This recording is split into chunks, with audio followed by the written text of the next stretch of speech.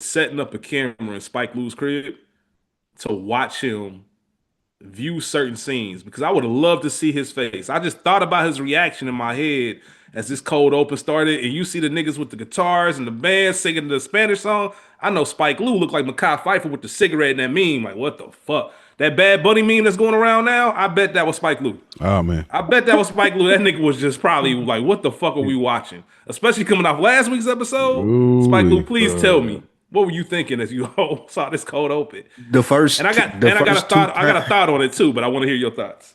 the first two times I watched it, you're absolutely right. But now this rewatch, having seen Narcos Mexico, and I know that this is the real thing. Like they have bands that make songs about famous cartel people. Like that's a real life thing that I had no idea that happened. They talked a little bit about it on Narcos Mexico. That's the only thing that made this kind of cool on this watch because I had more information. But the first times I watched this, like you said, I was like, okay, bro, what the fuck are we doing? What's happening right now? So That's the joy of getting to know Spike Lee over the years. Like I see certain things and I'm like, oh, I gotta hear what Spike gotta say about that. Because I just know this nigga just be having that face. Like, what the fuck? Um, Bear with me though, because pretty much the opening is a recap of what we've seen so far. This is the 14th episode of Breaking Bad total between seasons 1 and 2.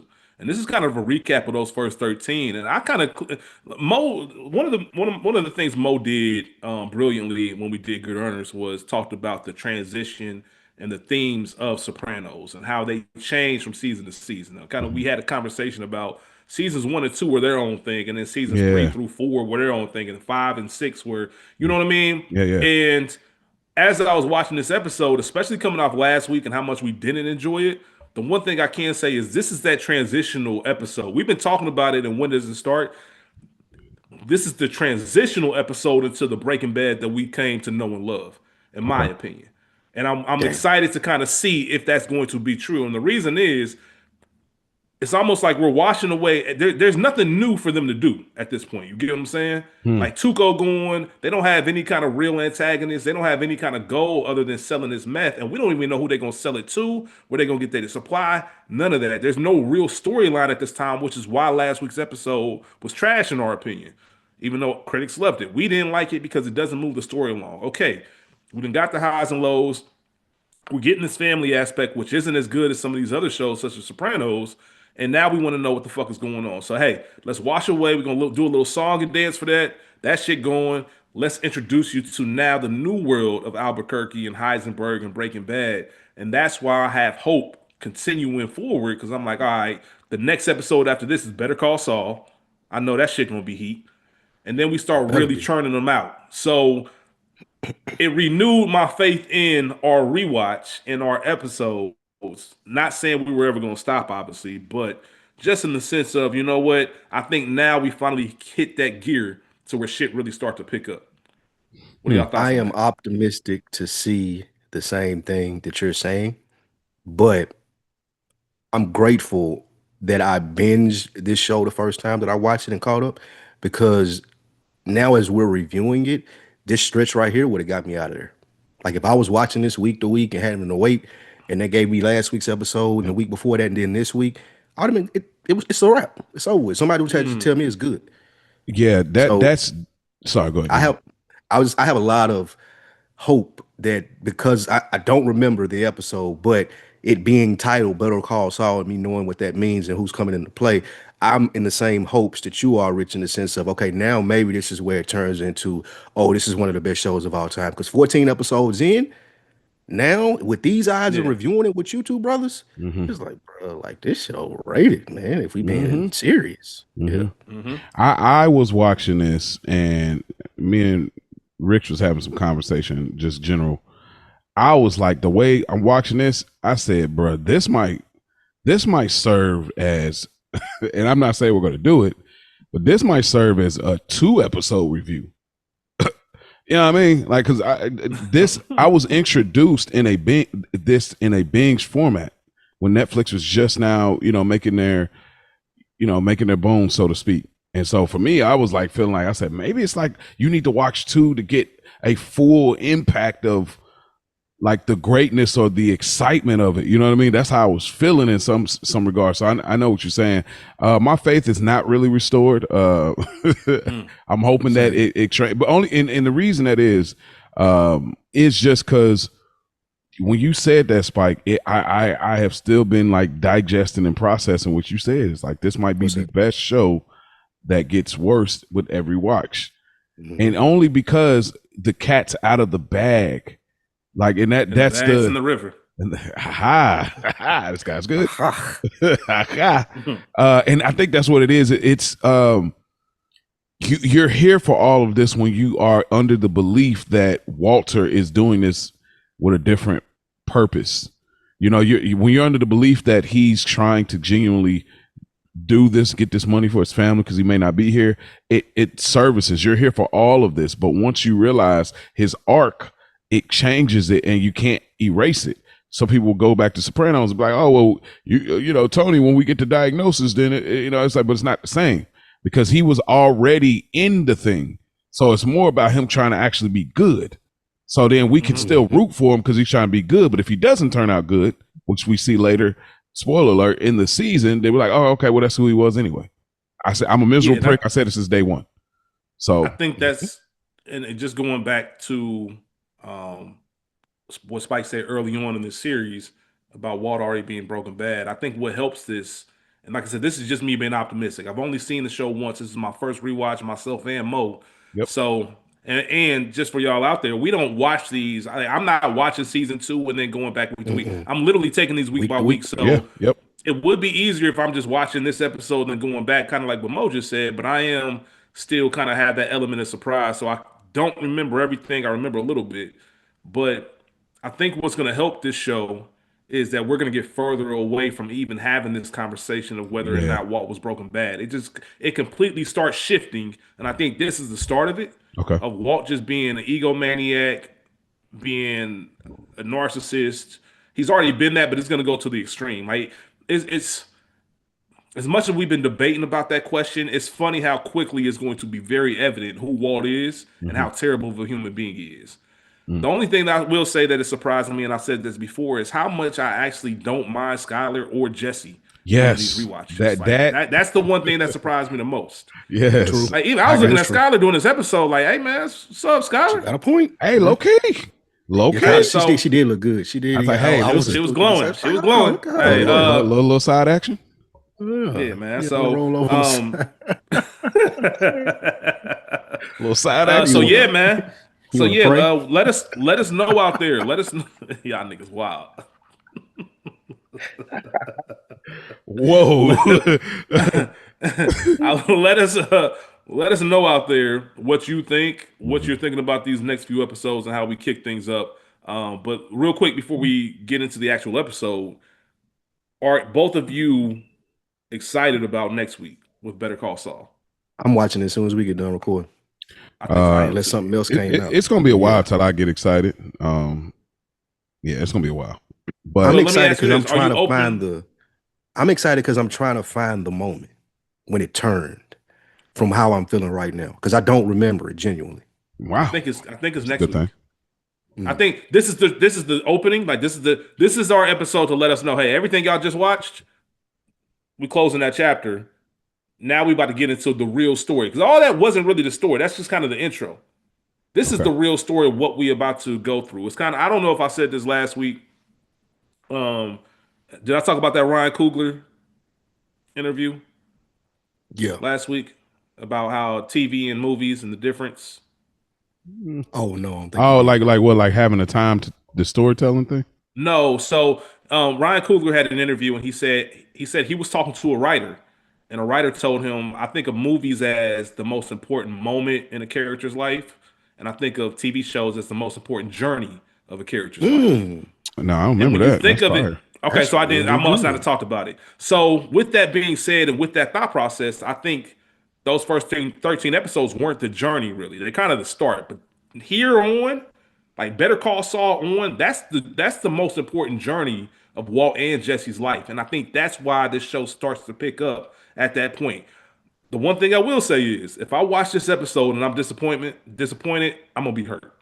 Yeah, I'm gonna be hurt. But I think this is it. If memory serves me correct, I think this is when it's like, all right, then. And because Saul is just too good of a character.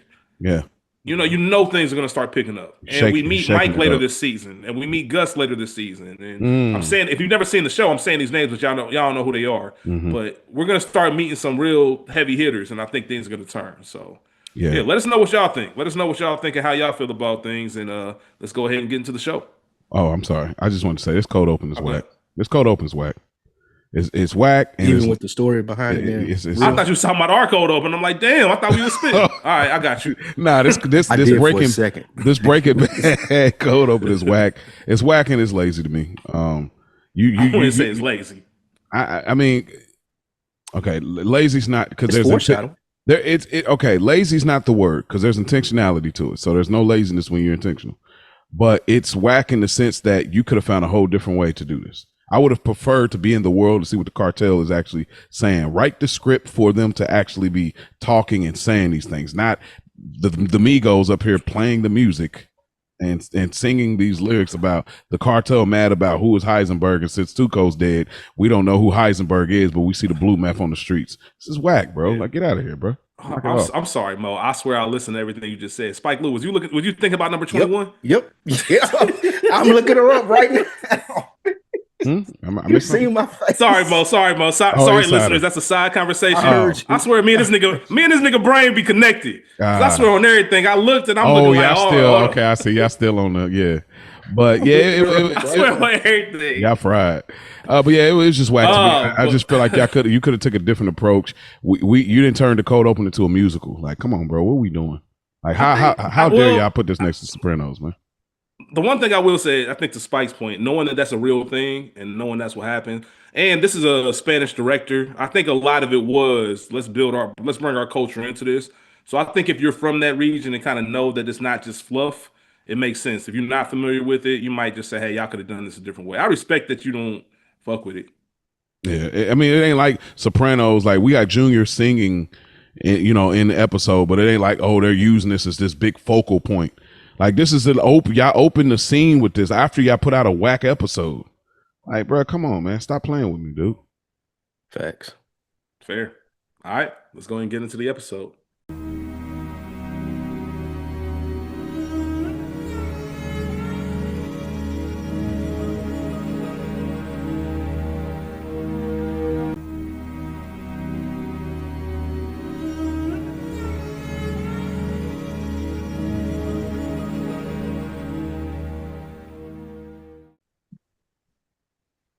What's going on, folks? Welcome back. New episode of No More Half Measures, a Breaking Bad podcast. I'm your host, Rich, joined by the world-class Maurice Hunt III. Yeah. My nigga Captain Fever. What's happening, fellas? How everybody doing? My nigga Cabin Fever. Shout out to the legend Spike Lee, man. How y'all brothers feel? What up, though? Good. Hey, and shout out to Special K, the host, man. Shit,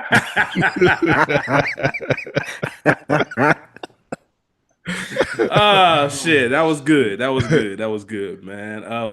We are back with a new episode. We appreciate y'all for tuning in. Thank you as always. Please remember to like, subscribe, share. Tell your friends about No More Half Measures if they're watching Breaking Bad. There's so many people who are coming across and say, I love Breaking Bad. I'm like, well, we got a pod for you if you want to listen. Good Earners, shout out to that. It's still out there, still on the feed. Mo has sent us an update. Like, we were getting some good recognition on certain sites just from people streaming it. We talk about it from time to time, but the beauty of Good Earners is even though we're finished with it, it's going to live forever. Nobody's going to stop watching Sopranos. So who knows, 5 years from now, that feed can still just be popping from new people finding it. And we're excited to kind of keep it active and watching it grow in the whole nine. But we appreciate y'all out there. Can I say this? If you do. Shout out to Dan, man. He mentioned the Sopranos. Yeah. I got to say this. Top 3 shows in the umbrella as far as execution, excellence to the highest form of conversation in what we do. On Deck TV, Good Earners, and Culture Garden. Top 3 on the umbrella of execution. Beat them 3. Yeah, like those 3 are like excellence in this space as far as the concept and execution. I was thinking about this a lot. And so yeah, I just want to put that out there. But go ahead. That means a lot, man. That means a lot. Appreciate that. For those who don't know, On Deck TV show, hip hop from a Southern perspective. Spike Lee and Animal Brown. ESPN of hip hop. Culture Garden. There we go. Culture Garden Heavy Film on the Southern. Podcast. Heavy on Southern. I want to. You see, I purposely said that. Culture Garden Film Podcast. Myself. Shout out to Ray P. Shout out to School. And then Mo got stuff going on too, man. He's being humble. Childish Grown Ups. He's got No More Half Measure. He's still keeping Good Earners feed alive with some extra episodes. All types of stuff, man. Super producer. We appreciate y'all. Right on, brother. As far as No More Half Measures, if you want to reach us, you can hit us up on Instagram. NMHM_Breaking Bad Pod. Once again, that's NMHM_Breaking Bad Pod. Send a DM, leave a comment. Let us know what you think, and we'll include it in the episode. You can also email us at nomorehalfmeasurespod@gmail.com. We will read your comments on the episode. And speaking of, we'll go ahead and get into that right now. I know as this popularity grows with the show, emails and comments might not be everybody's thing. So just a reminder, if y'all just want to kind of get to the content, fast forward a little bit. We ain't holding you here. Get that 15, man. We're not holding you here. We like this. This is one of our favorite parts of the show. Absolutely. And if you don't, then that's cool too. We can tune in with us, hear our comments and your listeners' comments. The fellow, what do we call them? What do we call these takes? Clientele? Was it clientele? No, not the chemical reaction. Chemical reactions. There we go. Chemical reaction. There we go. So we got the first comment. Shout out to Bernard. It's an Instagram comment or a DM. Just an update on my progress. I believe we've heard from Bernard again when he found us. But just an update on my progress. I finished Good Earners in the back of the beans. On to Breaking Bad now, and can't wait to catch up to current day of the pod so I can write in on present day pod shenanigans. LOL. I watched the first 2 episodes of Breaking Bad last night and listening to the pilot coverage of No More Half Measures. My name is Bernard, by the way. I don't think I ever said that. Bernard, we appreciate you for locking in with us. Look forward to hearing your thoughts. You say Bernard? Yeah. Yeah. Okay. But he also said that at the end. Yep. But we appreciate you for joining us, Bernard. Did you hear that, T? Sure. His name is Bernard. His name's Bernard, T. You hear that? And then you can always, as you're going along, if there's something you want to comment on, you can still catch up. You'll probably be hearing the reaction late. Yeah. Just like you'll be hearing this one late. You won't hear this for a while. Right. But you can always hit us up about what you're saying, man. And we'll, until you catch up, we'll be right there for you. So we appreciate you. We're going on to YouTube. We have R.L. Smith, our person, man. We appreciate you. It's been a minute. One thing I realized on this rewatch of Breaking Bad is that through the episodes so far, we've only gotten Heisenberg a few times in a couple of episodes. And the rest of the time, we have been in basically a family drama with the White family. It would be like spending the first 2 seasons of The Sopranos watching Kevin Finnerty go through life. Interesting. That's it? Yeah. Nailed it. Nailed it. That is good, too. That's a good. Perfect. Shout out to RL. Selling, what do you sell? Patio furniture? Yeah, something like that, man. Yeah, he hit that on the nose. Yeah, shout out to RL. That was a good one. Also, we got our guy Kiori. Shout out to Kiori. I'm honestly in the same boat, thinking that Breaking Bad might get worse the more times you rewatch. Majority of the characters are infuriating, and I can't imagine lasting 5 minutes in the same room with them. Jimmy, Kim, and Lalo were very charismatic in Better Call Saul, and I imagine how fun it was to be in the front of Satriale's with that glorified crew. But the more I watch Breaking Bad, the more I notice that these characters could be insufferable, despite the actors themselves being fun personalities. Lastly, Spike got to be a closeted Drake fan the way he always exposes himself to Team Drizzy Glizzy in the form of Mo and that Animal Brown Detto. All right, I see what you did there with the Animal Brown Detto, Animal Brundetto. All right, I got you. P.S. Hope y'all know I'm just playing, and I used to be a Drake fan too until he dropped Certified Boy Lover. Wow. I don't know what you do. What you do? Certified Lover Boy. Kiori. Try to play my mans like that. When did I give off Drake fan? You never. That's what I'm saying. Hey, I don't know. Elaborate on that. What you do outside this podcast, man? I mean, he's giving credit to views, and that's about where it stops. Like that's it. I don't listen to no other Drake. Just views. Oh, did we have a views conversation? Maybe that was it. Probably possibly was it. Yeah, I don't Hey, shout out to you, Kiori, for rocking with us, man. You're a real one. And shout out to Kiori. You know, I'm so grateful for a person like him that just, you choose this pod to be a part of your week, like the rest of y'all. I just love that y'all choose to hang with us for the hour and a half to 2 hours. Y'all have transferred over to the next pod. Y'all still kicking it with us, so I love it. And random shout out to our guy, Chris Falone. Yeah, Chris Falone, man. Hope is all is well. I think he just had a child. Good. Yeah, good. And congratulations. That was a little bit ago. Reach out to Chris. Yeah, I'm gonna reach out to Chris too, man. Yeah, man. Shout out to that, man. And thank you, Kiori. We appreciate you. And lastly, of course, Acid Jax, which is his own thing, his own segment in the show now. He has an email type. The one who writes. Acid Jax sends an email, peekaboo/peekaboring. Fellas, so keeping with the theme of the peekaboo episode, I'll try to keep this one PG. And I say PG intentionally because for all its critical fanfare of being dark and edgy, there was a laughable absence of either. I can tell you right now, Mo's fake bald dome is edgier than this episode. Fake bald dome. Your fake bald dome, you got the skin thing. I got the Walter White, the fake skin. Like, that's crazy. You got the Damon Wayans joint. Oh shit. George Costanza's job at Kruger Industrial Smoothing is edgier than this episode. Sheesh. I always love a good Seinfeld. Me too. Good Seinfeld reference never misses. Dead ass on a scale of darkness from 0 to Wesley Snipes. Peekaboo sits somewhere between Rashida Jones and the motherfucker from Prison Break. What? Black? Black people on prison. He got to be black because only a black point. person could get this off. So that main character was kind of ambiguous. People trying to figure out if he was just light skinned. Hey, some people thought. Hey, I don't know if you remember. Some people thought he was light skinned. Hey, no, really? they still got like he actually does have black in him. Yeah, it's a whole conversation out there about it. But anyway, I know that. Yeah. And Rashida Jones, the fact that she is half black but looks like Michael is even more funny. Hilarious. That's made it even more funny. If you know, you know. Made it even funny. Yeah, absolutely, man. That was the line that made me think, all right, Acid Jack's got to be black. Yeah, because no white person gonna be that comfortable to use it in that way. Yeah, most white people might not even know who Rashida Jones is. And I'm not a big fan of. Well, I guess so. Wasn't she on 30 Rock? I don't know, man. Whatever. And I'm not no. She was on Parks and Rec. I'm not a big fan of ratings. That ain't how we know it. How black people know it, though. Black people know it for something Quincy else Jones' daughter. She was on Black Mirror. She played on a black show. She was on Black Mirror. This Larissa's season. I gotta look it up. I remember that too, but I thought it was a black show that she played on. She was on The Office. She was on Parks and Rec. That's it. That's why I know her from The Office. Okay, then, yeah, she was Jim's girl when he went to the new office and shit like that. Yep. Yeah, she's been on a lot of other stuff too. She's Social Network for a quick second, but I think mostly we know her as Quincy Jones' daughter.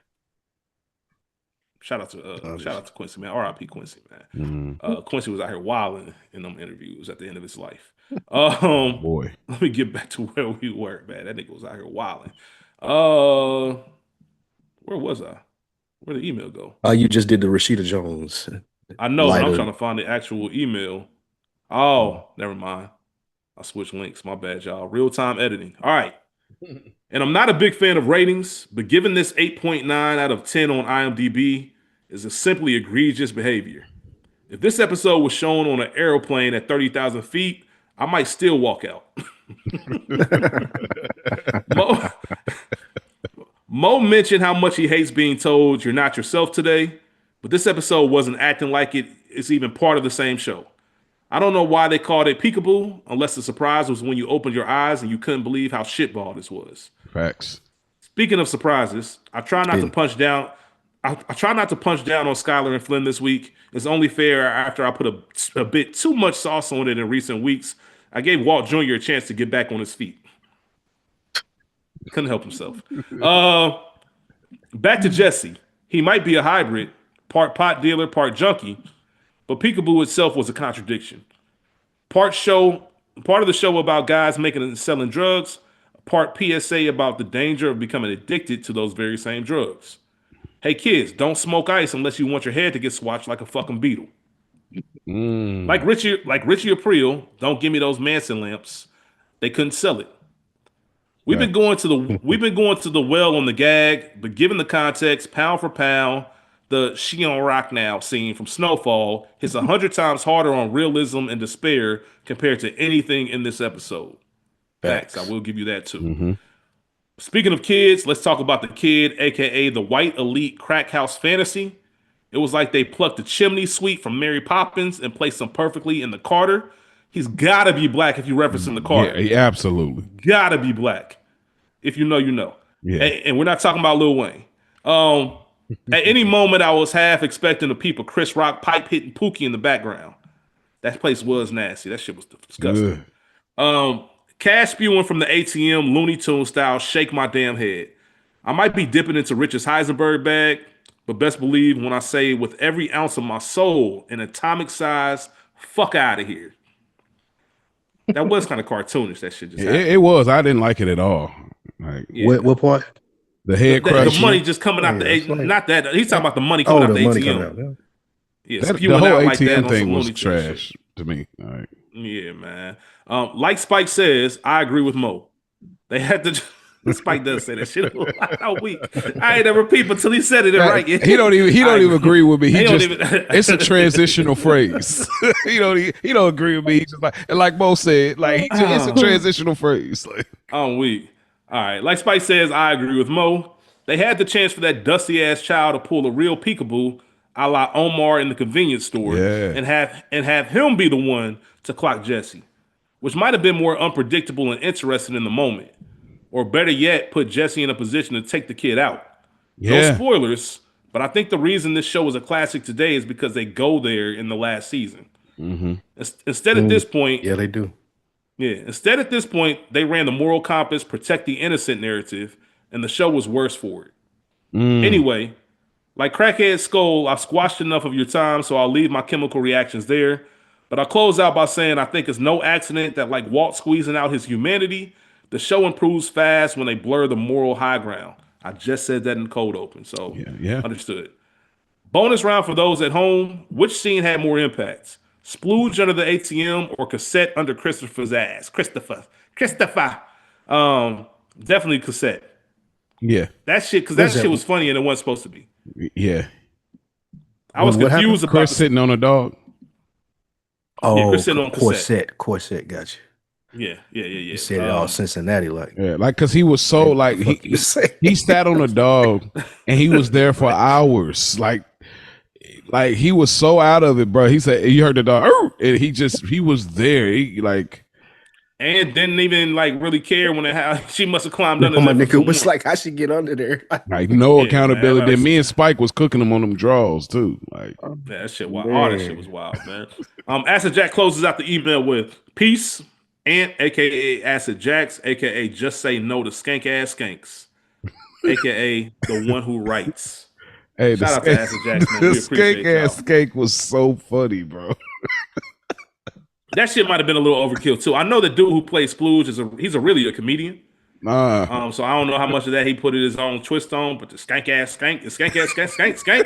Like man, like that whole episode was a what the fuck are we watching? To double, then they bring it back here, like to double down on, like, well, she was a skank. Like that's so funny to me, bro. I'm sorry. I mean, nigga said I wasn't lying on her. Yeah, I'm doubling down. All right, man. We appreciate y'all comments. Remember, I gave the handle out if y'all want to reach out to us and let us know your thoughts. We appreciate you. There will be spoilers and explicit content in today's episode, season 2, episode 7, Negro y Azul. That's translated to black and blue in Spanish. Obviously, you got blue meth, you got Heisenberg wearing his black hat, black outfit, a lot of black and blue references. It actually alludes to something else that happens later in this season and all types of things. Some of it might be a reach, but you get the idea of what we got going on. This episode premiered on April 19th, 2009, directed by Felix Enriquez Alcala, written by John Sheben, and the show is currently streaming on Netflix. Spike Lou, do we have a synopsis from you this week? We do, K Rich. I mean, Special K, that my bad. Ice. So Walt is after class with a student who tries to bullshit a bullshitter. Jesse is ducking Walt, so he pops up to the crib and pretends to be Jesse's pops. Jesse tells Walt what happened with the skank killer and her husband, and Jesse's relatively shook and can only smoke weed to keep the nerves away. The streets are talking about Jesse, and Hank has a hard time fitting in his new role. This is season 2, episode 7, Negro y Azul. This nigga said why. Uh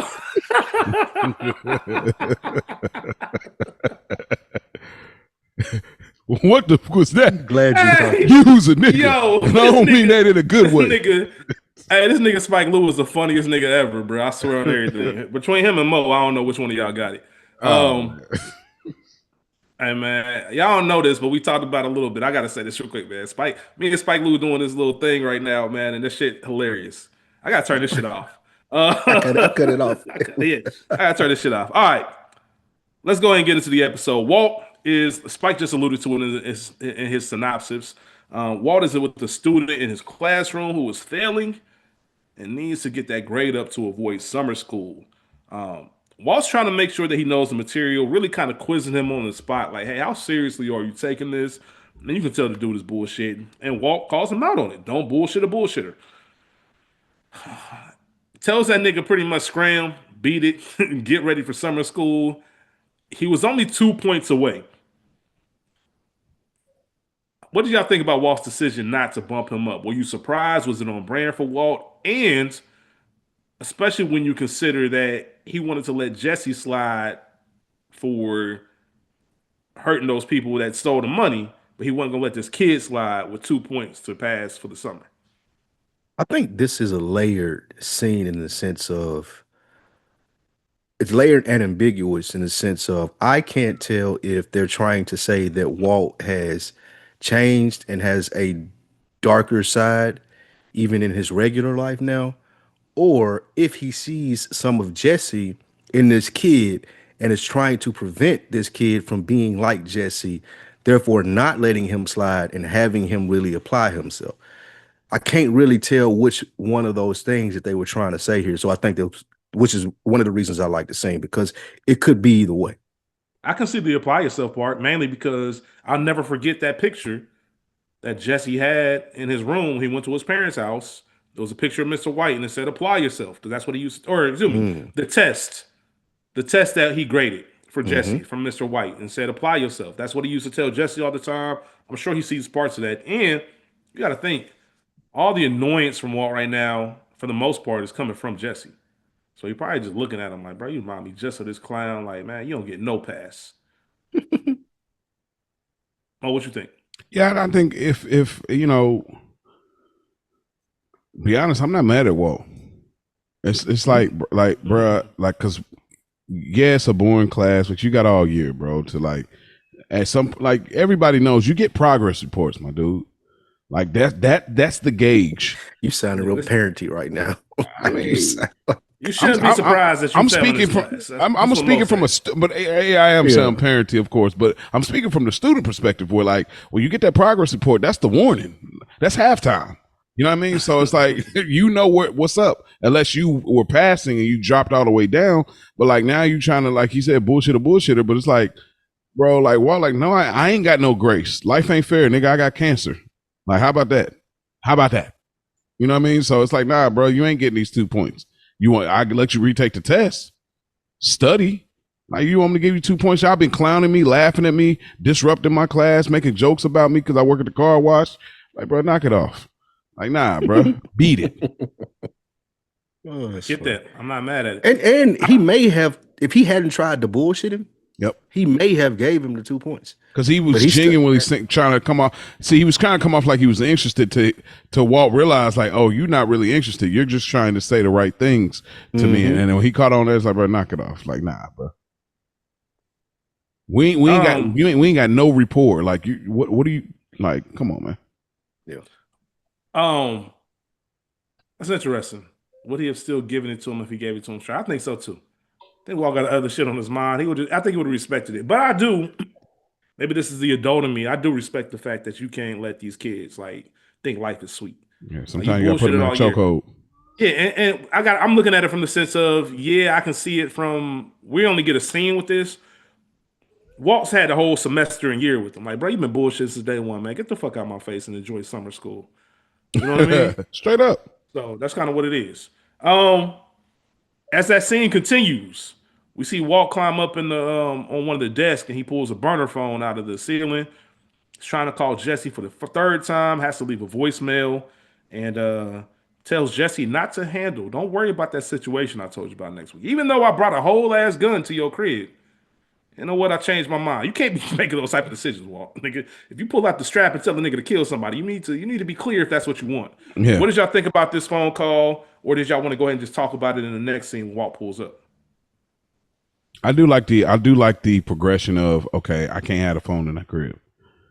These are like subtle progressions to Walt as Heisenberg. So him having it at the school, it's not the greatest place, but right now this is a location that's not where his wife isn't. So I think it is a progression for him. Long as he keeps, I mean, you gotta keep it on silent though. Let's be clear. Like, ain't no vibrate, ain't no, you know what I mean? It's on silent and it's in the roof. No, he had that bitch turned off. Yeah, okay. So you can't call me back. Walt, yeah. That's why he said I'm gonna keep this phone on for 15 minutes. Like, you can't just have that up there in the middle of class and that shit start going off. You got to turn it off when you put it up and then pull it out. Okay, so this is a great progression for him. I think like in a subtle way, they're trying to show us that he's being more intentional about how to navigate this. He needs a burner phone, but he needs can't to bring it back. relocate. You can't bring it at home. Nope. He got a car though. Man, Nah. Skyler probably Like, got 3 spare keys. I just don't. I just don't feel like this is convenient enough, especially. What would you have him to? What would you have it to be? For what? This is what I say. In the trunk where the spare tire was. When is Skyler ever gonna go there? That's true. To Spike's point, if it's Saturday, nigga, I ain't about to go to the school and go get this phone out. Like, I need to have it somewhere. I think this just screams smart dumb, like we've been talking about throughout these 14 episodes, in the sense of this is smart to a smart person, but not to a street person, which it's dumb because you're doing street shit. Like, yeah, you can hide it in the school and it's good for 8 hours throughout the day, but that ain't when drugs are being sold, bro. That ain't when Jesse gonna need to get in touch with you. Like, drug deals and shit that phone is for happen in the nighttime, on the weekends, and it just don't. And like, again, I just felt like it was smart dumb. Like, yeah, it's smart to somebody who ain't never had to do that. I was just gonna say I got thoughts on that, but there's another scene where he's smart dumb, and I'll talk more about it there. Well, the reason I think it is smart is in the sense that I'm not using this to make conversation more so than if I call you on this, I'm making the plan and then it's off. Now, again, there's obviously audibles in the streets. You know what I mean? Things change and we'll deal with that as it comes. But I think that it's more on the, like, I use this as a prep, like, oh, this is what we're set up for. Turn the phone off. All right, we got to understand it. Turn it off. So I think it was smart in that sense. But if it's like, if you're using this, like you said, frequently during the night where transactions are happening, it's a terrible idea. You know what I mean? Because now you got to get to the school on the weekend. But I think just for what he was using it for, I'm gonna keep it on for 15 more minutes, I'm shutting it off type thing. I think it works for, like, hey, prep, I'm locking in, meet me at such. He's treating it as like a payphone. Mm-hmm. So yeah, they must have their own setup for everything else. It's pretty interesting. Surprising niggas don't got pagers. Keep it all the way real. Like 2009, I think you probably they still have pagers in 09? Probably in Albuquerque. Probably could have found something. Hey, shout out to Milton. Found something. Shout out to Milton, man. Let us know. They had the Skytail joints in 09. The 2 ways. Yeah. Mm-hmm. Yeah, they had the chirps. Was the chirps around? The next tail joint? Give me on my next tail chirp. Last thing I'm doing is giving Jesse a fucking next tail chirp. That's the last thing I need in my life. It was some wild times with them next tails, boy. You'll be somewhere a nigga just start talking. Mm-hmm. Hold on. Hold the fuck up. Mm-hmm. The Aztec, the infamous Aztec, pulls up to Jesse's crib. Walter's outside banging on the door since he hasn't gotten a response from Jesse. We see Jane come outside and pretty much say, man, chill out with all that shit. Like, relax with the knocking and the banging. Walt said he's Jesse's dad and needs to do a wellness check, and Jane ain't having it. And I love before he even said he was his dad. He just said, "Oh, you the manager? I need to get in here and see the person inside." Like you ain't telling me who you are. I don't like you. Just like Walt is fucking crazy. Like he's insane. Walt crazy, I love bro. how. And he I was love carrying Jane. it like no, you have to help. Like you got to do this just because I'm saying, like, bitch, I don't know who you is, nigga. Well, he's using. Well, Fuck outta here. he's using his white man powers. Yeah, That's the white man definitely powers. is. Like that's that's a perfect description. they get that off. The entitlement. If I'm Dog, a you white have a man, key. listen. You have a key, right? If I I'm love shit. I got a phone. listen. I got if a I- phone, nigga. You can call him. Who the fuck This is was you? great by Jane. Yeah. Shh, bro. If Yeah, I'm a white man, do you know how much I would be abusing? Hey man, go ahead and open that up for him. Goddamn hands off me. Hey, And I love how Jane played it because Jane played it cool. Like, listen, man, y'all family, y'all family. I don't get in family shit. If you knocking and he ain't answering, what's that tell you? Like, pretty much, man. You got, get the fuck you out got of his here. number, right? Yeah, like obviously he don't want to talk to you. And Oh, Jesse eventually job opens the by door. Jane. I'm sure he heard them talking. He finally opened the door because he knows Walt. So he knows Walt ain't going away. Walt gonna go around back and try to find something. So I might as well go ahead and open up this door and let it happen. I did think it was hilarious when Walt kind of asked him like, "Do you even know like the irony of your name?" And he was pretty much like, "Fuck it, man. I ain't even." Because who knows? I don't know if we know if Jesse Jackson. Jesse knows who Jesse Jackson is. I don't know. probably not. It's funny that it struck Walt immediately. Yes, immediately. And that's why he. Like, what? The reason it's funny to me, not Walt realizing, but when he went and asked Jesse, is because of the authenticity of it. It's almost like that scene a few episodes ago when he was going before Jesse put hands on him. He said, "Are you that dumb?" No, he like, "I'm seriously asking. Like, what's wrong with you? Like, you got some issues." I'm That was the same seriously thing asking. with this. Yeah, that was the same thing with this one. Like, do you even know? He didn't even finish his sentence. Like, 'cause I know you don't know. You have no idea who Jesse Jackson is, and you don't know what the fuck you talking about. But these niggas are in here arguing like children. Like literally like children. This nigga picked up his bong. I will break it. I will break it. Like, what the fuck are y'all doing? Like, these are two kids out here trying to be the biggest meth empire in the world. Jesse's hot at Walt for the mission that he sent him on. Walt can't believe that somebody's really dead. Let me ask y'all this. Jesse's telling him what happened, and he tells him that he got the money for Walt.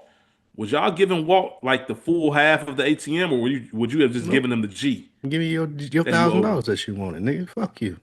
No, what about you? You ain't getting the fool right now. You know And what you I come think in it here is? talking to me like this, like I'm a kid. I'll throw this away. You see this blinking thing on the phone? Hey, bro, you in my house. I'm a grown ass man, bro. It's different when we in the kitchen and you cooking, you the chemist, you know what you're doing, but he ain't even ask him about nigga how this went, why he acting like this. There was no concern of Walt So- as to Jesse's state. Like the first thing you do when you dealing with people, and it ain't even gotta be a homeboy, just like somebody that you've been calling and you concerned enough to pop up on them, you going, all right, bro, what's up? That's literally the first one. As soon as I open the door, that's what you good? Yeah. You Well, all right? I'm trying to get a hold of you. Walt is thinking because everything is about logic and science with Walt, like which it has benefits in the streets, you know, to some degree. Because we'll see where it's flawed in how he thinks, but like he's thinking you're dealing with two junkies. How did she get your gun? You know what I mean? Like, how does that happen? Whoa. And he look, Oh, he uses logic to look at the bullets. Like that's why I said you got to respect Walt in some sense because it's like, what gave you the unction? He already gave you the money. You know what I mean? The rubber band. What gave you the unction? Saying, let me just see how many bullets is in here. Like that was like amazing for me. And Jesse like, worded it funny too. And he caught that. Yeah, He worded Walt's it like he smart. said somebody died. He didn't say I killed somebody. He said somebody died. And that was the first thing that stuck out. That had his antennas raised. Then he looked at the gun. So that's a really good point, Mo. But there are a couple of things that Jesse did in the sense of like, hold on, bro. What the fuck happened? So Well, I think the reason I think he gave him half that money, because you notice when he picked up some of it, when Walt picked up some of it, there was some blood on it. that blood on And it. Walt, I think he wanted him to know this is blood money, man. You're responsible for this as well.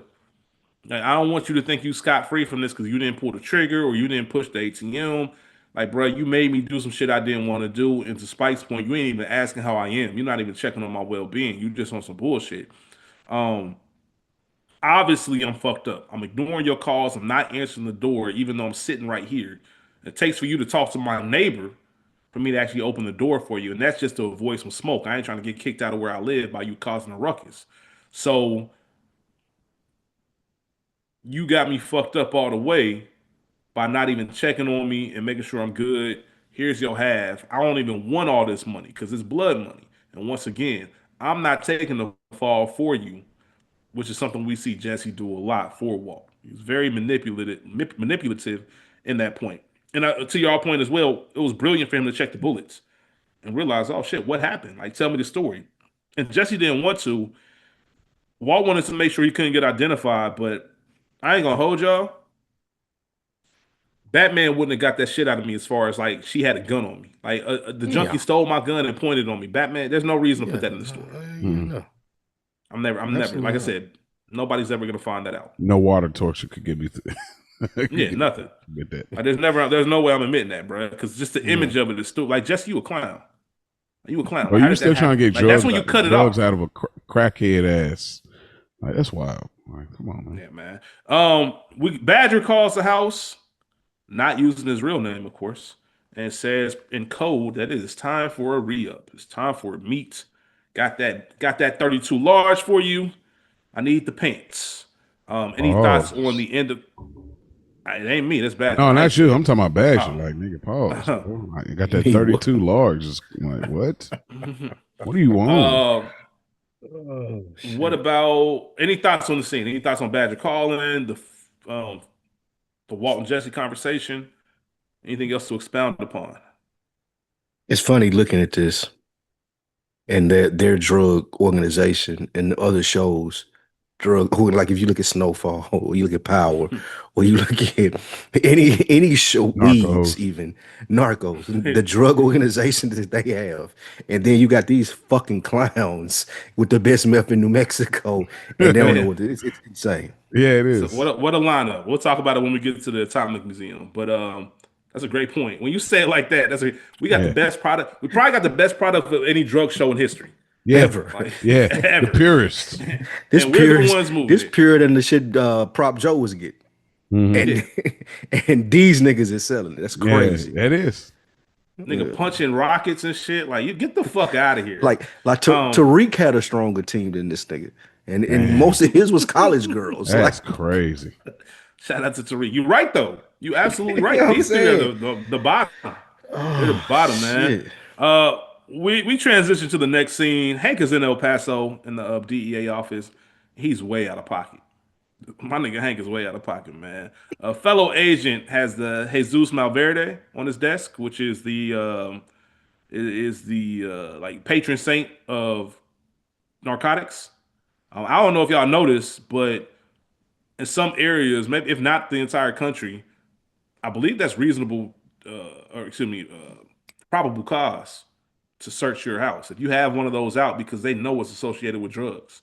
So I think alone, like there was an LA officer, somebody that worked in the DEA or whatever the case was, and he was talking about how if you have that little statue, the Jesus Malverde, because they know it's the patron of saint to narcotics, that's enough to have probable cause to stop you and search your shit. That's how serious they take that, like as far as that statue and everything. And we see the conversation between Hank and the fellow DEA agent about he's quoting Sun Tzu and all that other stuff about how he does it. And before he even did that, Hank uses that terrible ass mocking Spanish accent in a room full of Spanish DEA agents and doesn't understand, like, nigga, Gomez ain't here. Nigga, ain't nobody shining shoes in here, bro. We don't give a fuck. We don't know you. We don't care about you. Like it remind me of that, and I think I've always said this, man. This shit racist as fuck. When LeBron be doing that Taco Tuesday, I'm like, hey man, that shit racist as fuck, bro. Somebody got to get Bron to chill out. I don't know. I can't explain it, but I feel like it's racist. That's funny as hell. This was obvious. He was on the same shit.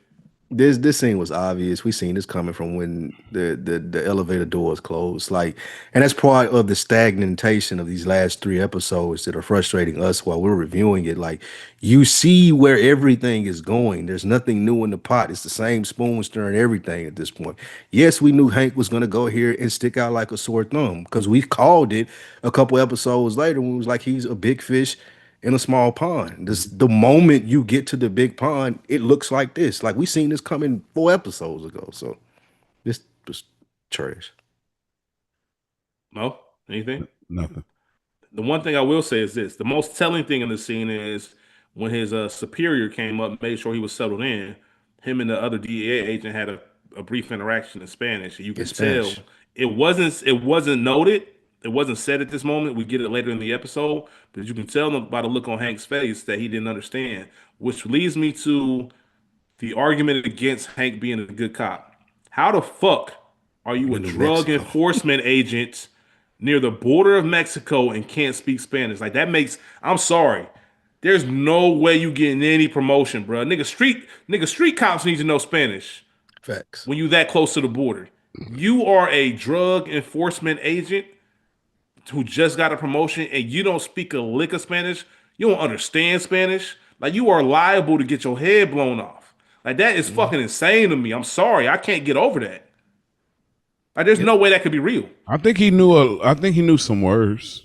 I don't think he. What? Like Hola. highly Como offensive esta? words. I think he knew Junta? some. I think And yeah. I shit think like he knew that. some words, but he don't know like the full conversation. Because No one worries. I feel like he was picking up later in the episode pieces of what they were saying, but he didn't know everything fully because he knew that they were lying. I feel like that's just not good enough with the cartel. All that time you spent with Gomez, man, he ain't taught you no shit.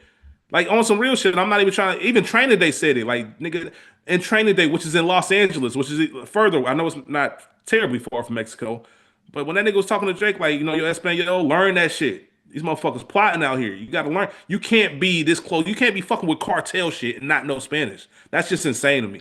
I'm gonna get off my soapbox now, but y'all don't understand how wild that was when I watched that. Like, there's just no world where if I was the El Paso office, I don't even want this motherfucker coming. He can't speak Spanish. He useless to me.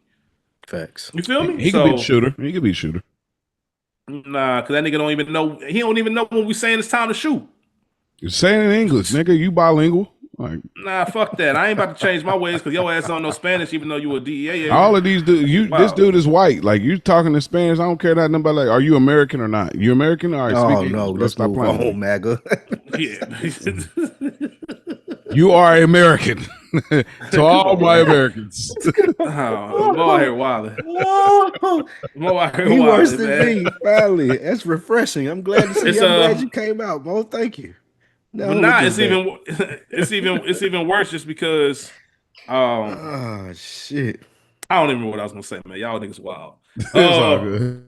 Oh, because he was mocking them. I think if he wasn't mocking them, they might have been more open to it. But you come in here, you can't speak Spanish, but you're doing the hey, senor esa, like you doing a little speech. Hey, his impersonation was pretty good though. I got to be clear. Like, all right, Mo, for him let's go, man. Let's go, Mo.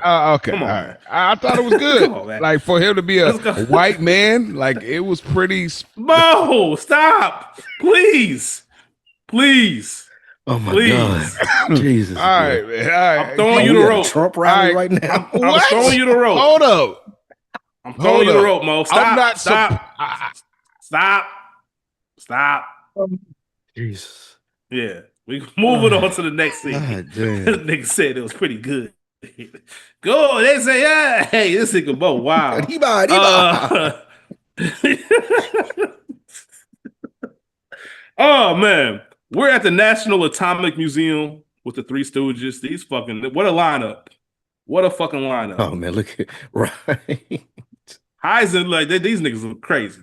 Heisenberg pulls up incognito to meet them. I ain't gonna hold you. There's something about the way he slid up in there. I was like, all right, man. Like, all right, I get it. Pause, man. He went there. Go on, bro. He went there to assure. He went to meet up with them to make the exchange, and they made sure to make a point. Hey, man, it's all there. If you want to count it, you can count it. Right. I just want to let you know that we know who we work for. We ain't on no bullshit. Whatever y'all need, we got you. And Walt knew right away, once again, going to his smart instincts and picking up on context clues. Nigga lowered the glasses, like, hold up. Like, what y'all done heard? Why y'all acting like this? And they want to know, word on the street is Jesse off spooge. And Walt sees it as a good problem, uses it to his benefit, and confirms without confirming. They know, but they don't know. Facts. What do y'all think about this scene of the meeting and Walt using this news of Jesse being a murderer to his advantage? Shout out to Eddie Bauer shirt, man. I had that the Walt gun on. Smart play by Walt. The button up. Y'all was Eddie Bauer ever the shit where y'all was at? I'm familiar with the name, but I don't think it was a heavy thing when we was at one point in time. But yeah, women wasn't like, "Oh, you got the Eddie Bauer on." Like it wasn't like that. But low key.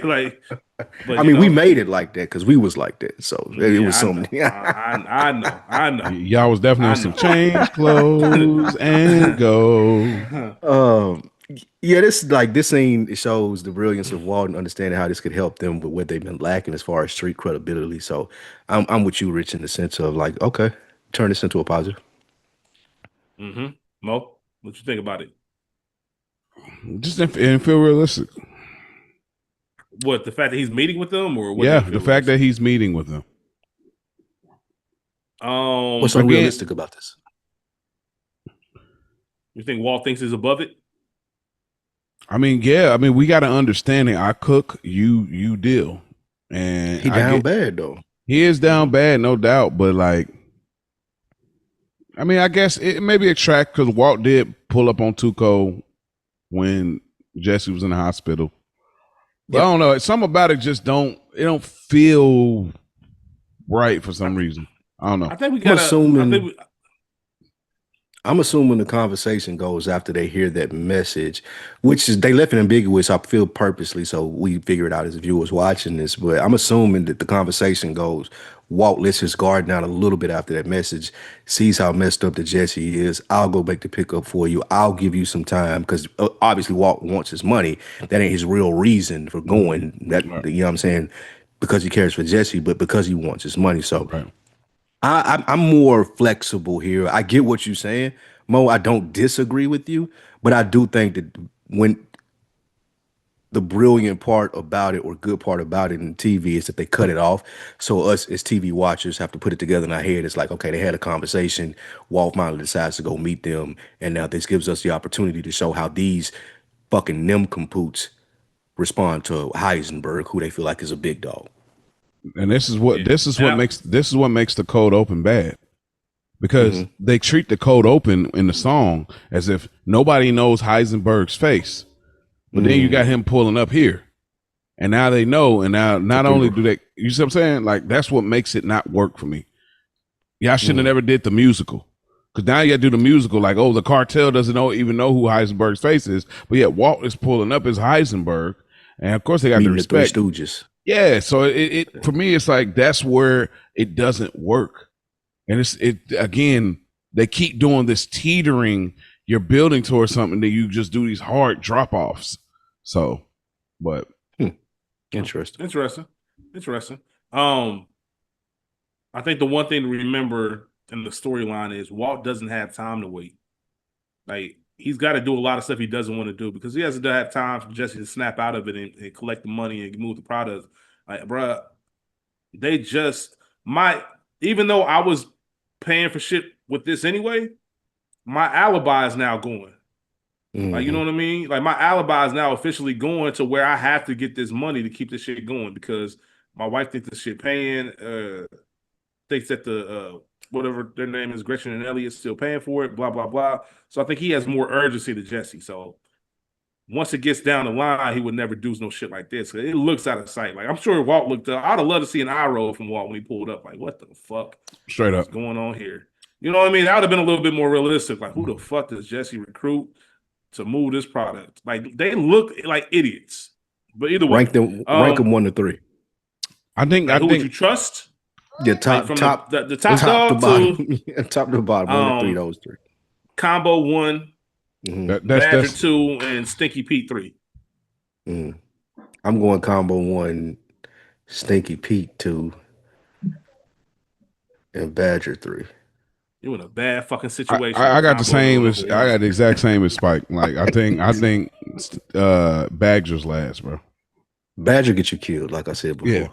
Yeah, I'm with Hey, you. how about this? How about this? You're fucked anyway. Either way. Right. No Either way matter it the goes, order, you're fucked. You're fucked. They're definitely not all stars. Nah, not at all. This ain't even the B team. This that fucking. This ain't even the B team. This ain't even JV. This the rec league. Like you can't even make the team, nigga. It's You a got This freshman lifetime. team. This a This freshman lifetime team. fit. No, this lifetime fitness at 1 a.m. Oh, y'all running? Yeah. Cool. Y'all running? Y'all out here? This shit crazy. We move to the next scene. We're at Beneke Fabricators. Skyler is filling out a job application, and they made a. I know, right? They made a point to make sure we saw and reminded that Skyler is very pregnant. Yet she is filling out job applications. Obviously, Elliot and Gretchen aren't paying anymore, like I just mentioned. So that means there needs to be more money for the family. She takes it upon herself to try to get her old job back. The secretary was being short with Skyler. I respect Skyler for always taking things into her own hands. I ain't gonna hold you. Like it can be annoying when you're on the opposite side of it, but when she on your side and riding, you want a Skyler. Agreed. Like I said, somebody got to send your order back when the food wrong, and Skyler is definitely doing that. And she gonna make sure she get the meal paid for, and she gonna make sure she get the next meal comps. Like she's that type of person, so she ain't give a fuck about what that secretary was talking about. I see that nigga right there. I know him. I know if I knock on his glass, he gonna say fuck what you talking about, and that's exactly what happened. She knocked on the glass. The nigga ended his phone call. As soon as he opened the door, you saw the connection, and that nigga told the secretary, "Hey, no calls. Nigga, I'm about to talk to her." Like, you know what I mean? I respect everything you just said about it. I respect her doing this in this scenario. It's like, okay. Yeah, you telling me like you're gonna get back to me, man. I'm gonna go straight to the source. Like, nigga, I know this nigga will hire me on the spot, and that's exactly what happened. They do some small talk, and she mentions, "Hey, I ain't just come to catch up. I applied for this data entry position." He says, "Shit, data entry? Why don't you just get your old job back? We expanded, just like Jesse and Walt. We expanded. We need the extra help. It's a mess. Come on back. You got your old spot. We good." What y'all thinking right now, man? We meet the infamous Ted. I think it is funny first that how often this happens in movies, but you never see it really happen in real life. As far as that person is sitting there and the person is trying to get to the office, blatantly ignoring them and just walking right. Like, think about how often you've ever seen that in real life. That never fucking happens. Like, you give that person at the desk some authority for some reason that we just don't process or ever even think about. That was funny to me when I thought about this. I forgot Ted came around this early. That was one of the things that I thought when I seen it. I thought that was later in this. So that did pique my interest and get me to thinking, okay, now things are starting to move. Now storylines that are interesting are starting to be introduced. So that's what I thought when I seen them. And obviously there's a past there. You can tell that they know each other. So them niggas grinning like high school crushes. Facts. Yeah. So does this say? Go, I ask after you done, Mo. Well, they did have an encounter before because she brings it up when she was talking to Marie. We saw the photo. There was a photo of them too. No, but there was a conversation that her and Marie said that like, oh, he took it too far. He was drunk. That was one. That was later. That's later. We ain't. No, I know. I'm saying like that. I'm just saying that as a context to this scene. Oh. You know, it's after the scene. I don't know, bro. Like again, like watching it this time, it gives a different vibe in the sense that I kind of I'm starting to get more respect for Skyler. For Skyler versus Carmela. You know what I mean? So it's tricky. Shout out to our co-host, man. Hey, Mo hilarious. So it's an interesting thing that looking at it this time, I'm kind of having more respect for Skyler than Carmela, bro, because she's like when she realized the money is cut off. I got to get to it. I mean, again, she could have went anywhere but the place that obviously went down in the past. That's the first place I'm going. but I'm the easy money right here. I kind of respect it because she really like as much as she's like all up in it, she's really going hard for her man and her family. Like she's trying to make sure that like, look, I don't want you to die. We got to be able to pay for this. What? I'm gonna push back a little bit. I'm gonna push back a little bit on that. Go for it. I think Skyler knew that listen. I don't know if they're going to allude to this in any future episodes when it comes to Ted. I remember, you know, a little bit of the Ted storyline. I remember the stuff that most people remember, but I don't remember the buildup. And my point that I'm about to make is, I wonder how much of Skyler might have thought, you know what? In about 18 months, Walt ain't gonna be here. And I wonder how much he might have thought, like, shit, I can slide back here. I had a little thing for him. He had a little thing for me. It's easy money. Just as we imagined, I can get my job back just like that. I applied for like the entry level position. I immediately got you can get your job back after a couple seconds of small talk. Like, I think part of that was Skyler wanting to go there. It wasn't just about her family. It's like, I want to be here next to this nigga. Yep. Like, that's what's gonna make me come. I don't know. I don't know about that. I don't think that. You think it was all about the family? I still think that she's like, look, I need to get some money. Like, we need money, and this is where I get involved. But I don't know if it thought it out that far.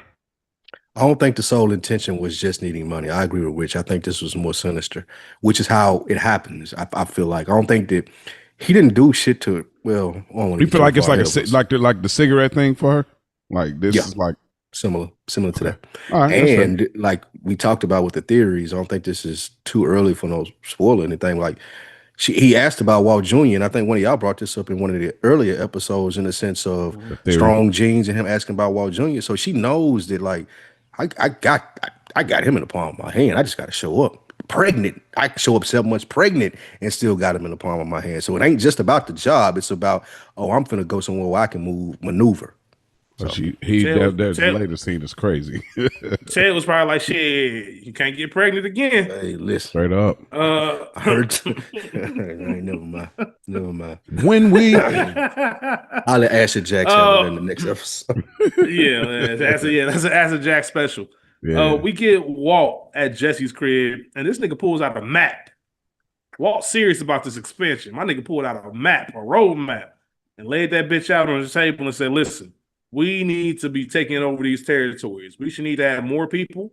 You should have the people that's working for you, have people working under them. We can take over this area, that area, this area.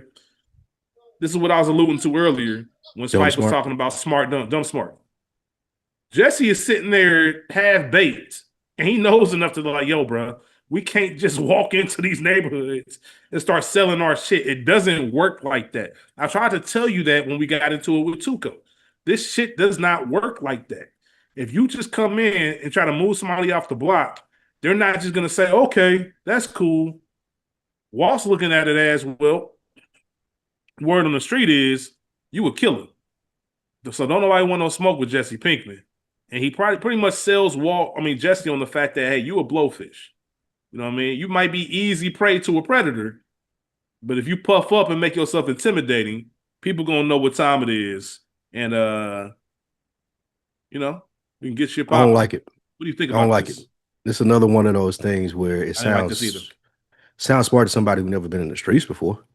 You know what I'm saying? Like, what comes with, like, one of our favorite shows was The Wire. Like, what comes with expansion, the new territories. We saw it. You're trying to get more corners, bodies are going to drop. That's just how it works.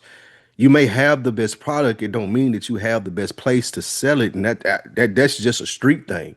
It ain't nothing beyond that. Logic can't fix it. Telling me, like, you coming back meeting Badger and the other two fucking goofballs and telling me that 3 to 6 people should be working under them. That's fucking insane. You don't have the infrastructure for this, bro. Like, you think those 3 dudes can run a crew? How? And on what planet? Not even in New Mexico can them niggas be head of a crew of efficient meth runners. Like, they can do what they're doing right now. That's fine. And they barely are able to get away with that. But it was another one of those moments where this sounds smart when you're writing this, probably if you're Vince in the writing room with the other writers and for Walt to have these pipe dreams.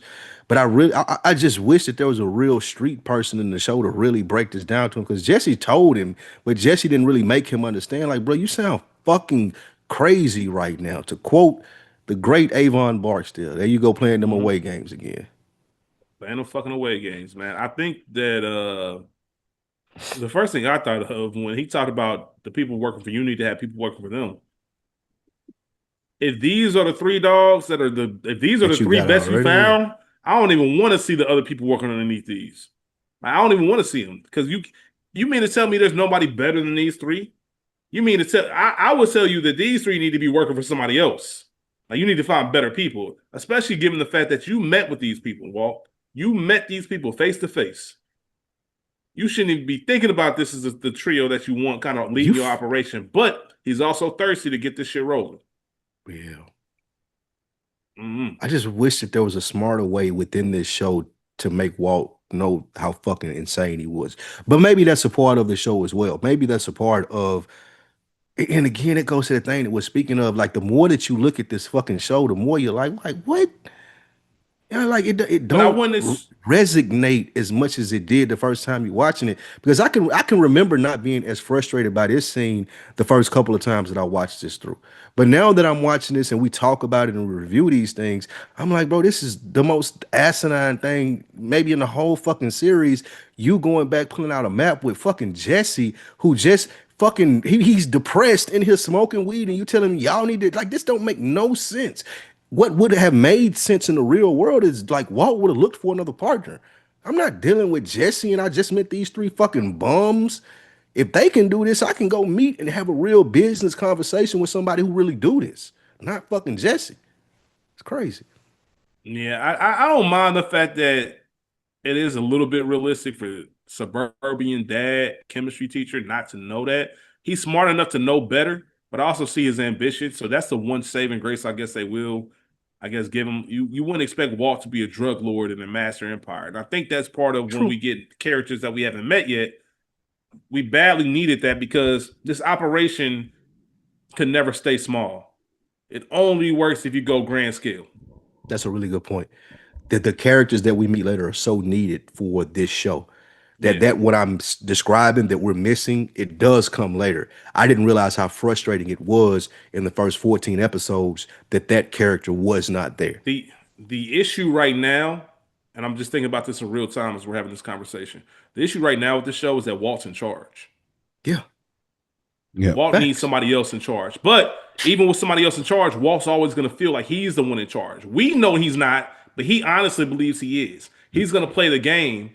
He's going to report to people, but he also thinks to his head, I'm smarter than all y'all people, and if I wanted to run this, I could. And we see that develop throughout the show. So with Walt being at the top of the food chain right now, it does bring the value of the show a little bit down because you have no idea what the fuck you're doing. You know what I mean? Now we're going to come in and we're going to make shit go.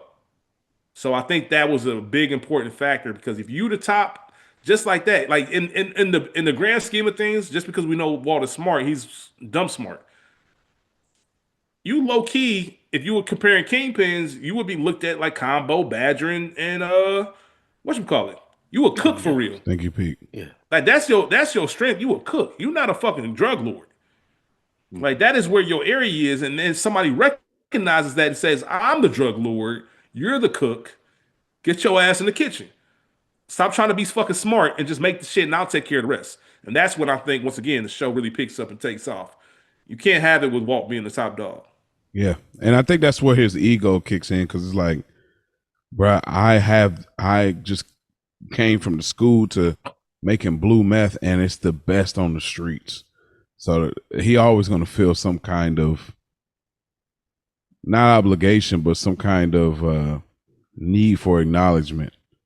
You know, hey, listen. I need acknowledgement. If I got it, then tell me I got it. Then. You know what I mean? I did that for you, Mo. I appreciate you, bro. I appreciate you unbiased. You know what I mean? But yeah, so I get it. Yeah. Only other thing I'll say about this scene is I can't believe Jesse went for that blowfish story. That is crazy. That's not motivating me to do shit, bro. Pass me my bomb. Typical. This writing and everything. I said, man, y'all. I definitely feel like this show. Y'all audience wasn't. We weren't your audience. Like, oh no. Well, They to be didn't fair, expect black people to like this. I was like, this we are not your audience because there's so much of like the crew of Jesse and they're trying to use these slang terms that are typically in the black community that it sounds so generic and whack, and it don't fit, but it fits in the sense that if we're supposed to believe they're lame, then it fits. But if we're supposed to believe they're cool, then it doesn't. You know what I mean? I think they're like, oh yeah, yo, blah blah blah. This that, come on, dog. Like, blah. You know, it's like, no. So I'm like, bruh, I definitely feel like we're not the demographic. Well, this is so. Here's funny. what I'll say. Here's what I'll say to that real quick. I have to look at it from a lot of times when I say stuff like that.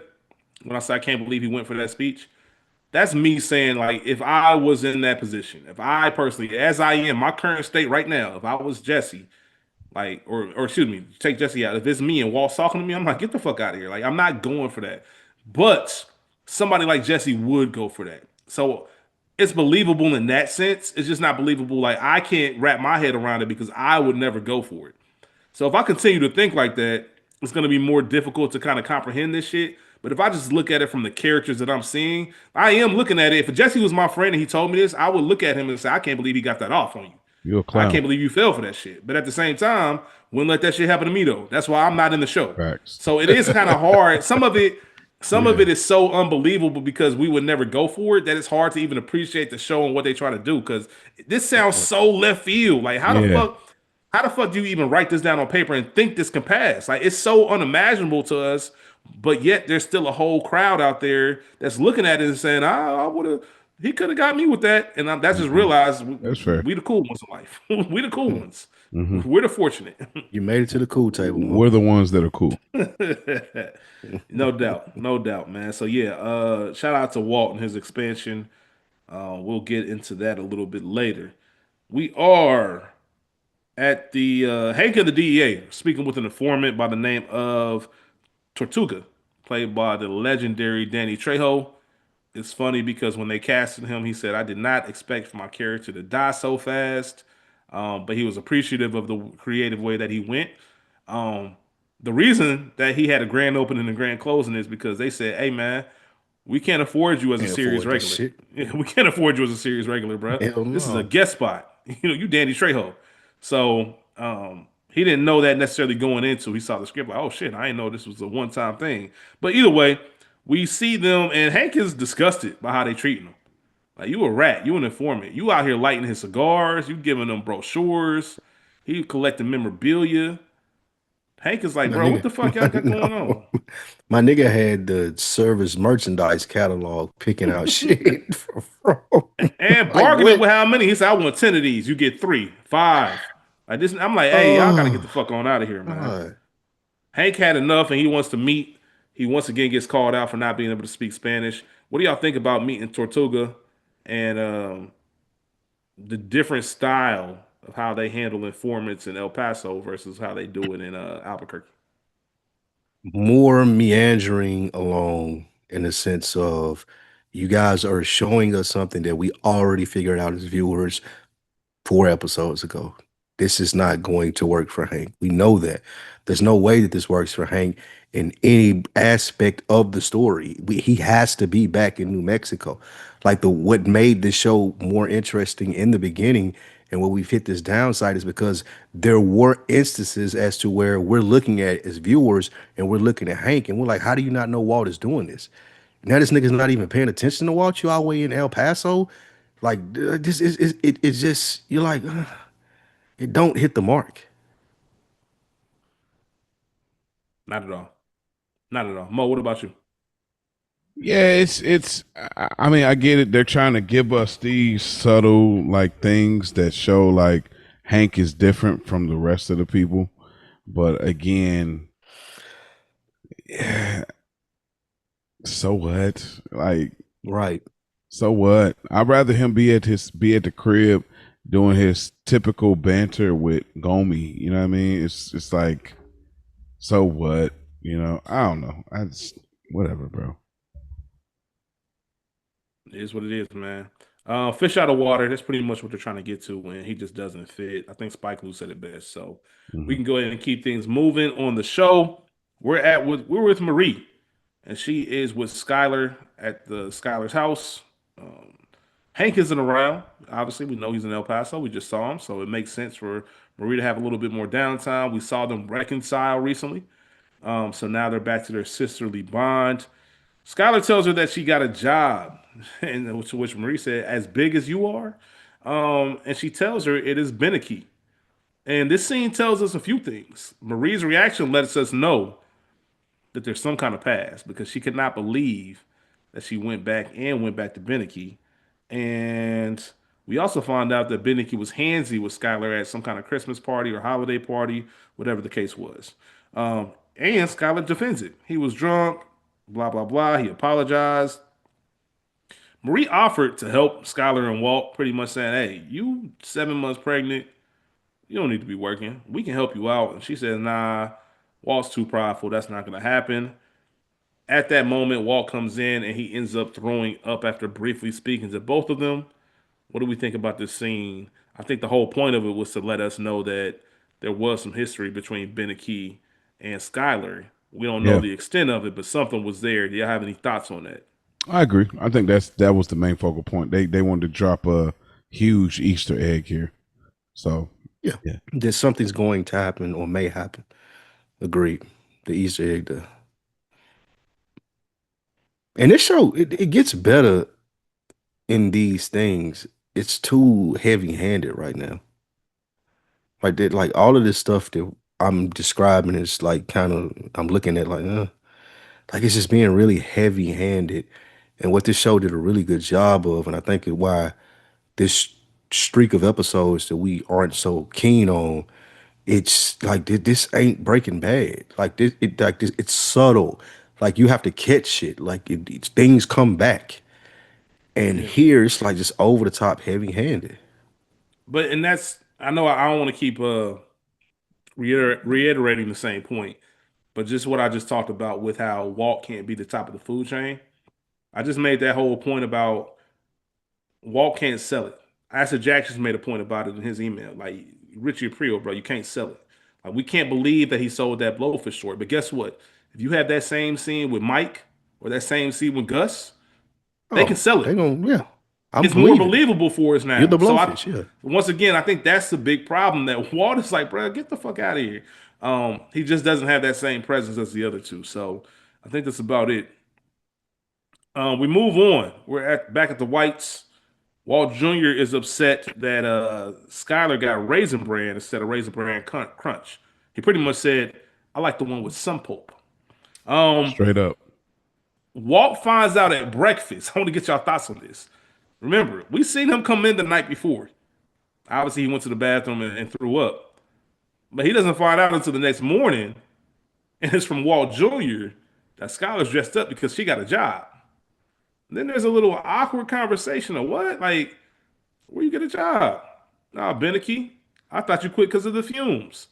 I thought Mr. Beneke died. Who's running things? Ted? Oh, okay, Ted, huh? So you see that little, all right, okay.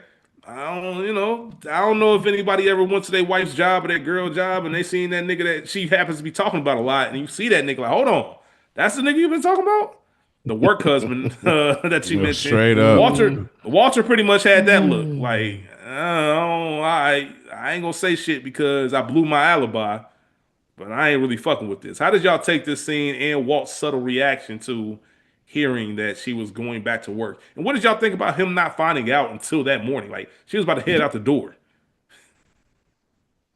I mean, I guess maybe she's still on. I don't know. It's like it's weird. Like, is she still on the outs with him because he didn't tell the truth about the second phone?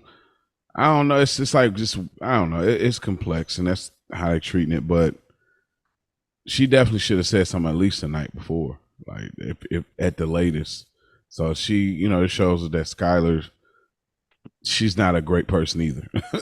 Like as much as we root for her, like come on, everything is within reason. These are the moments. The cigarettes, and we'll see more moments later down the road.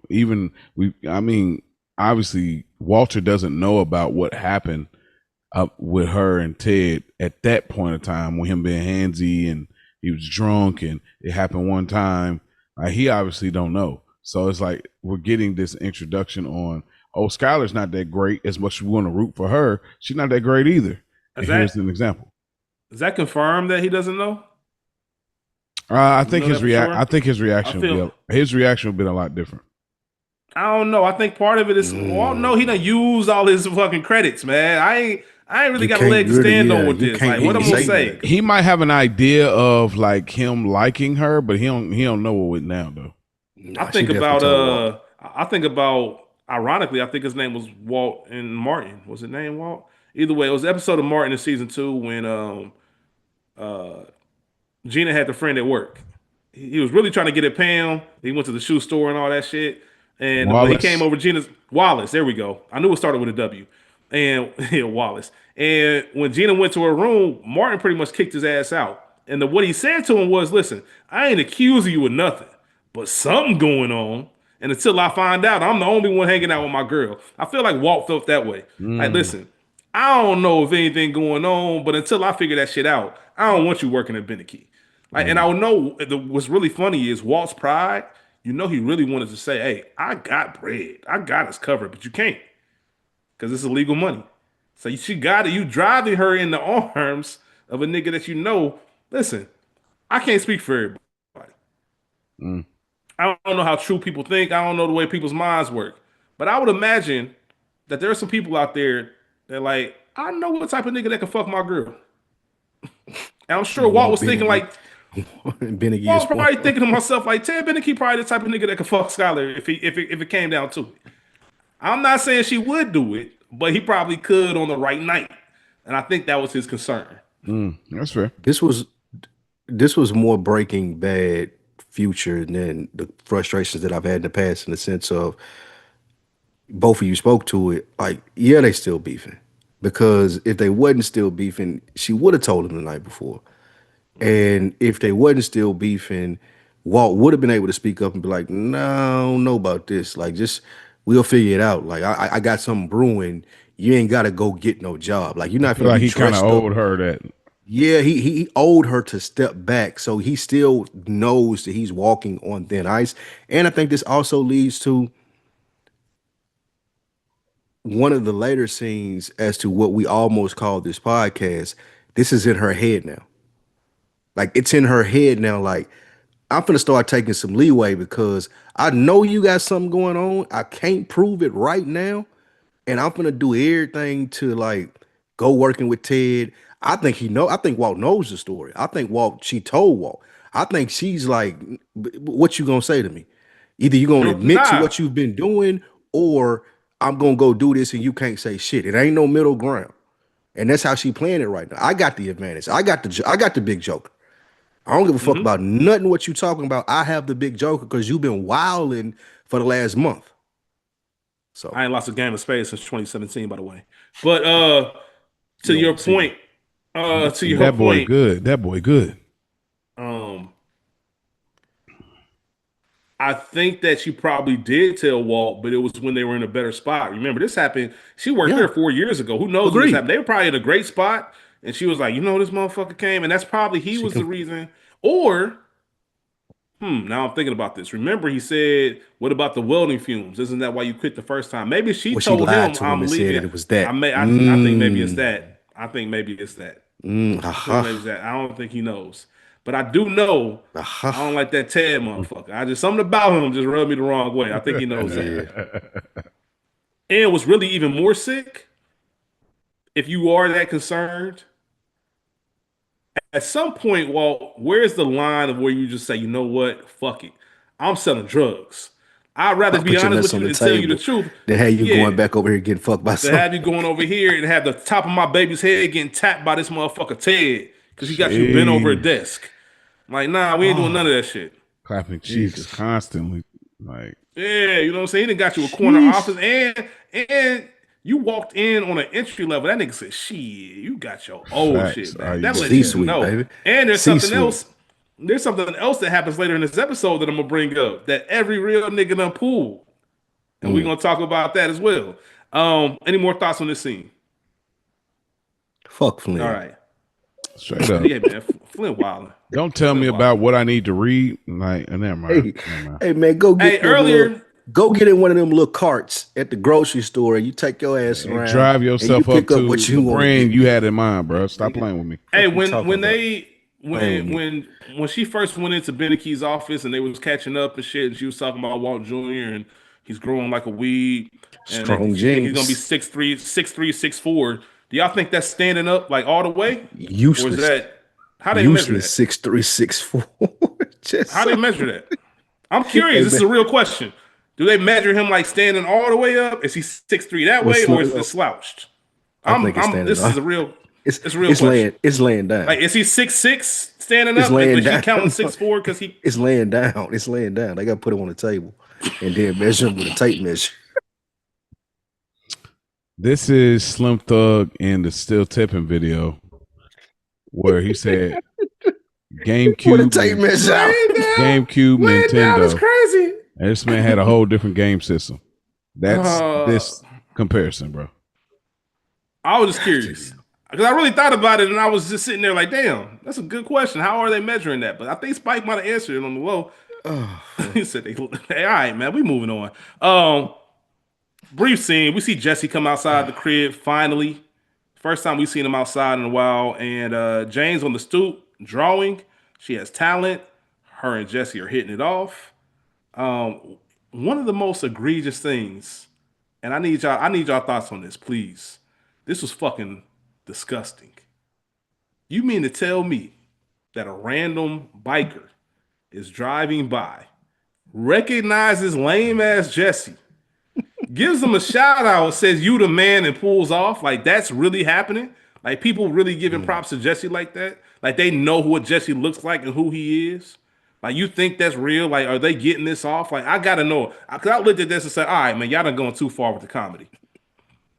Y'all done going too far with the comedy. I took it as, and this is where I'd love our Black New Mexico listener to write in.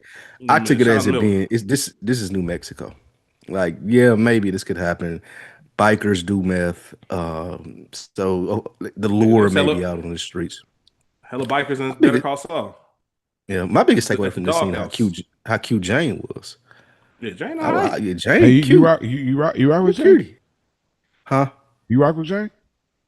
Yeah, she cute. Okay. I think she cute. Jesse. Okay. Jesse No, I'm with it. Coverage. I'm surprised with y'all two with twin brains, so I didn't know. I get down with it. She ain't. Yeah, she like this. She got a she has her own. Going out of my way. She has her own. Yeah, she got her own. Yeah, like I'm not going out of my way to holler at Jane, but if Jane's my next door neighbor, I'm probably taking her down. Yeah. Like, or if it's like, we work together at like, you know, we work together at a restaurant type deal. Facts. 100%. Like I said, we'll talk about the whole work relationship. We'll talk about it later. I'm telling y'all, there's something that happened, and I'm like, our game recognized game. Any other thoughts on this? We obviously see the growing relationship between these two. It went from this is just a manager to now she's becoming more of a recurring character. Any other thoughts on this scene? We'll get more of Jesse and Jane in the episode, but the man, say about this. If I was Jesse, I've been put the blitz on Jane. To be honest with you, like, we really bullshitting. He don't know how to do that. Well, he used to dealing with crack. He was dealing with crackhead. He used to dealing with crack whores. So he's dealing with like an actual, in his eye, probably a quality. You know what I mean? Woman. Yeah, he playing prevent. You got to call the blitz on that. She right next door. Yeah, you got to play to win. You can't play to not lose. You got to play to win. You got to play to win, baby. You play to win the game. The game. Run it up. Nigga, leave no doubt. Like they said in Remember the Titans, run it up. Leave no doubt. They can let them know what time it is. All right, we get to a big scene in the episode where the DEA is in the desert waiting on the meat. Of course, they got their snitch, Tortuga, and there's two agents talking about Hank in Spanish. You know, he's making some comments to them, and you know, ain't nothing worse than when I know y'all talking about me, but I can't say shit because I don't know exactly what y'all saying. But it's very obvious. I think I would have been more pissed off about them trying to say, no, we just saying we happy to have you here. No, the fuck you wouldn't, bro. Because if you were saying that, you would have told me that. You would have fucking told me in English, nigga. Yeah. Shut up or I smack you with this pistol. Yeah, man. That shit would have pissed me off. Passive aggressive. But that's how they get down. And they pretty much said what Mo has been saying and what Spike has been saying for the past couple of weeks in their conversation with each other. They were pretty much saying, like, he might be the man in Albuquerque. That motherfucker ain't shit here. They talking about he's supposed to be some big hero. This motherfucker ain't shit. He's not impressing me at all. Hank sees Tortuga in the distance and realizes soon that that's just his head. and they immediately go down to where to the scene. They see Tortuga, which stands for turtle. His head is on top of a turtle, and it has a message for the DEA. Hank has a panic attack, of course, PTSD. Obviously, everybody in El Paso, they deal with cartel work. So they pretty much like, what happened? You ain't never seen a head on a turtle before? They making fun of it. This is just another day in the office for us. As Hank has his panic attack, he goes to the truck, and thankfully he does because that turtle blows up. Which the first thing I thought of was, what's it got to be like to be the cartel? If this was just some like American gang and you did something like kill federal agents, your whole gang and any kind of affiliate is going down. The cartel is so powerful that we could just kill a few of y'all in the middle of this desert and y'all ain't gonna be able to do shit about it. Like we'll never get stopped. Like we know what's going on. We got y'all rat's head on a turtle. We blowing y'all up, and y'all can never do nothing about it because we in a whole different country and the whole nines. That shit was wild to me. People lost a leg. People died. Hank has his PTSD, as I mentioned. What do we think about this big setup with the rat being killed and blown up, and this big impact of the cartel not fucking around? Hank's in a real new world. Just adding heavy-handedness to the point of what we've been saying all episode. You're in the wrong place. Straight up, We bro. get it, bro. You don't gotta do all it. Like I ain't gotta see a nigga leg blew off. I ain't gotta see a head on a turtle. I understand. He's in the wrong place. We get it. Move on. Actually, I'm not as mad at this. I did like it. I did like it. I ain't mad at it. Nah, I actually did like this. Hank's stuff was probably the most interesting of the episode, even though it's not in the later section. But like Hank's stuff is definitely for me more interesting than anything, which is a shocker. But yeah, what was you gonna say, Rich? No, that was pretty much it. Like I'm not. I was gonna say I'm not as mad at it. I appreciate the scene itself, just from the standard of not from Hank's perspective, is he's gonna work out. Just for us as viewers to know what we've been saying the whole time. Yeah, that Albuquerque shit is cool. We dealing with some cartel shit now. And that's why I don't mind the opening as well. And that's why I kept saying this is a transitional episode. The stakes are raised. They're higher now. Like all this little low ball shit and these Tucos of the world, that was just the tip of the iceberg. We about to meet the people that Tuco report to, that they report to, that they report to. Like, you know what I mean? This is a different ballgame. Nigga, we'll blow up heads in the desert, kill y'all, and not think nothing of it. And y'all can't do shit. So I just think I took it from that being the biggest factor of this scene. So that's pretty much it. Pretty much it. Any other thoughts on the scene? All right. We got 3 more before we get out of here. Jesse meets with the 3 Stooges at the Atomic Museum, discussing expansion, doing his best blowfish impression. Everyone's in. They shake hands. Jesse goes outside excited. And Walt said, you know what? We're not charging enough. We corner in the market. Simple economics. We need to up the price on them. What are y'all thoughts on this scene? It tracks. All this shit easy. All this shit easy for a nigga to say this just cooked. Come tell me I need to be charged more. You're outside selling it. I don't have risk or responsibilities in that degree. Like Jesse really has to get out there, or his crew. It's like, it's like when your boss come tell you some shit, and you be like, "Yeah, shit sound easy from where you're sitting, but I gotta actually go do it." Trust me. That's wild, man. Anything else? All right. Skyler is getting set up in a new office. Gets a visit from Ted. He's making sure she has everything. Once again, more small talk. And then Skyler says, you know what? How's Denise doing? You know, they ain't mentioned Denise since I've been back. How's she doing?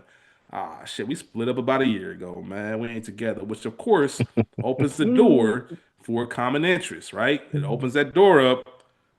I told y'all earlier, I kept saying, like, if you know, you know. If you know this move that's about to happen, you know. It's got to be with the coworker, whoever. Ted walked out the office and turned around and hit her with the smooth.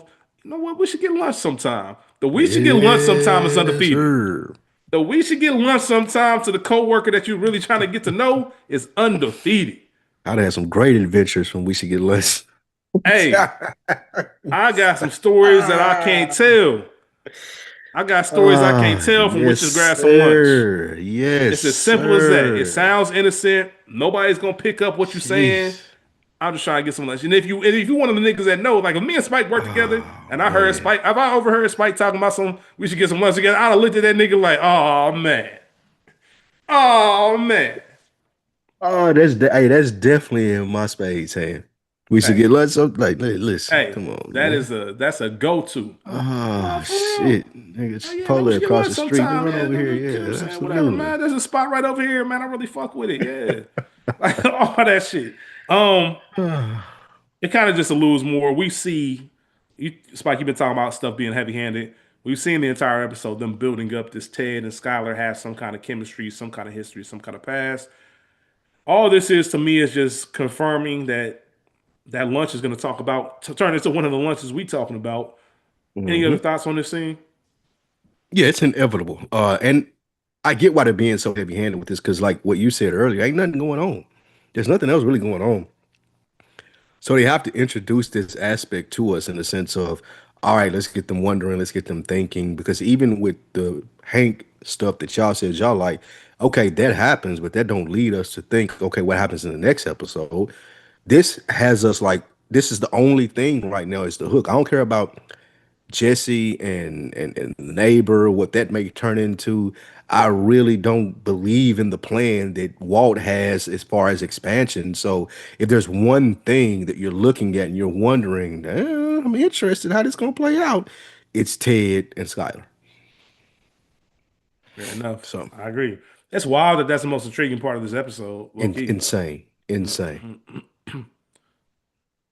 Mo, you got anything else to add to that scene? Which thing? Skyler, Ted hitting Skyler with the we should get lunch sometime. As she getting set up, they realize that Denise isn't around. Ted's single. Just opens up the door for a potential connection.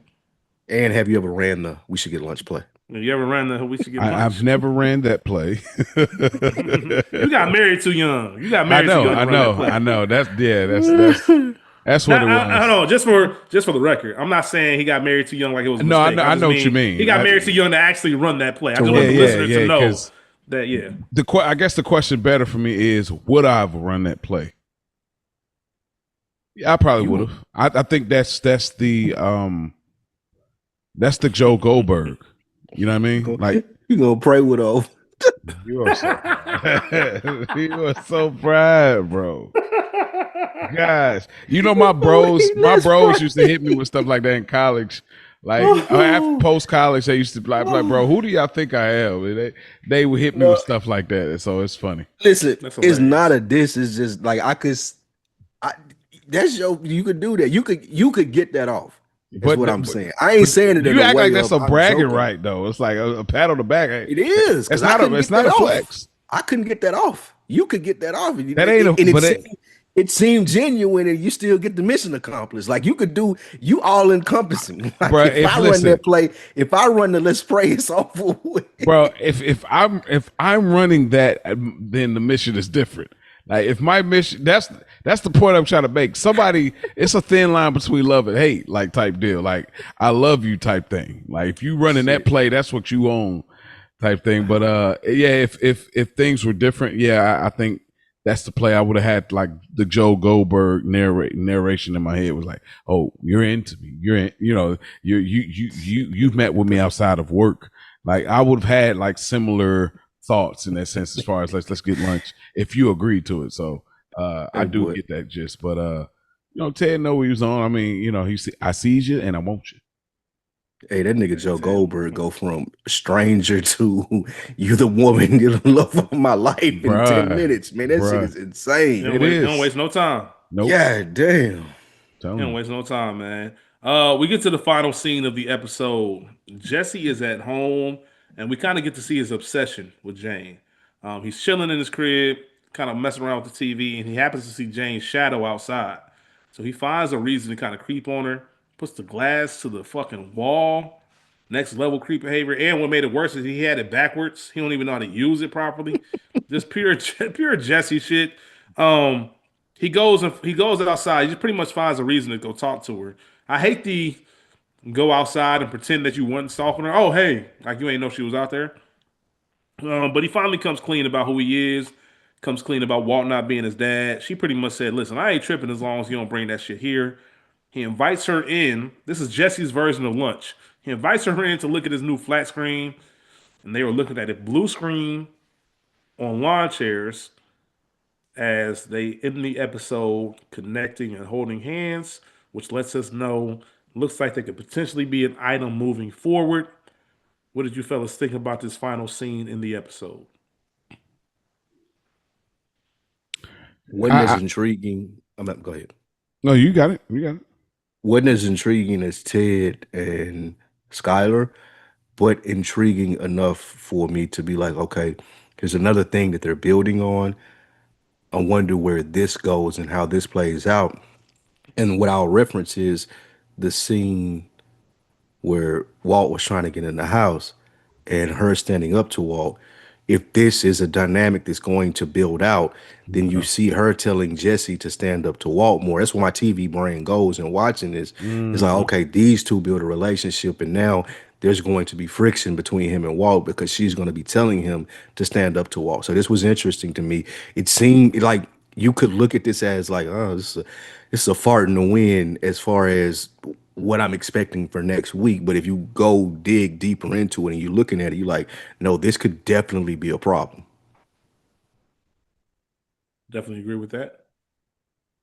It seemed like to me it fit better if Jesse would have initiated the hand grab. To me, why does that part matter for you? Because they haven't given us these indicators that Jane is interested. To me, but it's not enough indication. Like, I mean, you could use this if you're trying to create. I'm about to say maybe this is the indication. Maybe this is the moment. Yeah, okay. So you're creating this element of surprise, but even then, it's like I disagree with that. Where did this come from?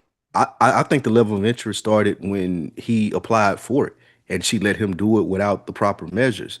When she comes to the door and Walt is beating on the door, when she shares about her drama, like she's showing that she's mildly interested. She's showing that she's got a heart. She ain't showing that, hey, I'm into you enough to be, because grabbing hands is a certain level of intimacy. And so it's like, where did we get this idea that this intimacy, like if you're saying, hey, because it's like, this is my tenant. So like, bro, you banging and knocking on the door and I also live here. What you own? And even when she let him in, it's like she could relate to him in the sense that, okay, our parents have let us down, or we feel the pressures of our parents. We got to get it right. I can look out for you. There was no point prior that showed that, like, oh, I have mildly a romantic interest. It doesn't. I'm not mad at it. I'm not mad at it, and it ain't like, I don't feel like it's no judgment. But I just, preference for me is if Jesse would have did, because he was already doing I see her through my little blinds. I put the cup on the wall. I came outside, smoke. I'm trying to do this thing. If he had took that lead and then she had kind of got back with it, where she like when you're going in for a kiss and the woman comes in, meets you halfway, it's like, oh, okay. I would have liked that maybe a little bit more. It's like, oh, Jane is interested versus Jane leading in the interest with the hand thing. That's all. I mean, maybe it's picky, but you know. I understand what you're saying. I'm not saying Marcus Graham over here.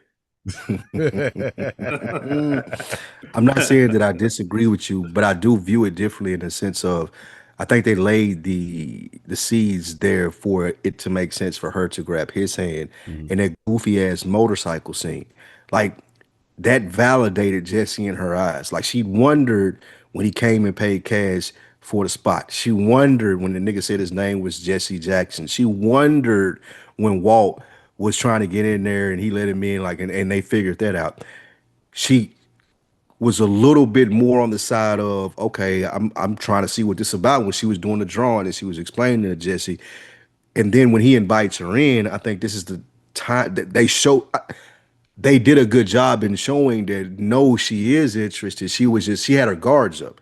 And once she thought that, like, bitch think you got motion, she gonna fuck with you. Like the random biker nigga running down your street, say, oh, Jesse, you the nigga, like that helped you. And I think all of that piqued her curiosity. And at that moment that they're watching the blue screen and she know he's trying too, she like, okay, I'm gonna see what this about. She yearning for a bad boy. Yeah, she looking for a bad boy. And that's our episode. But before we get out of here, that's our episode.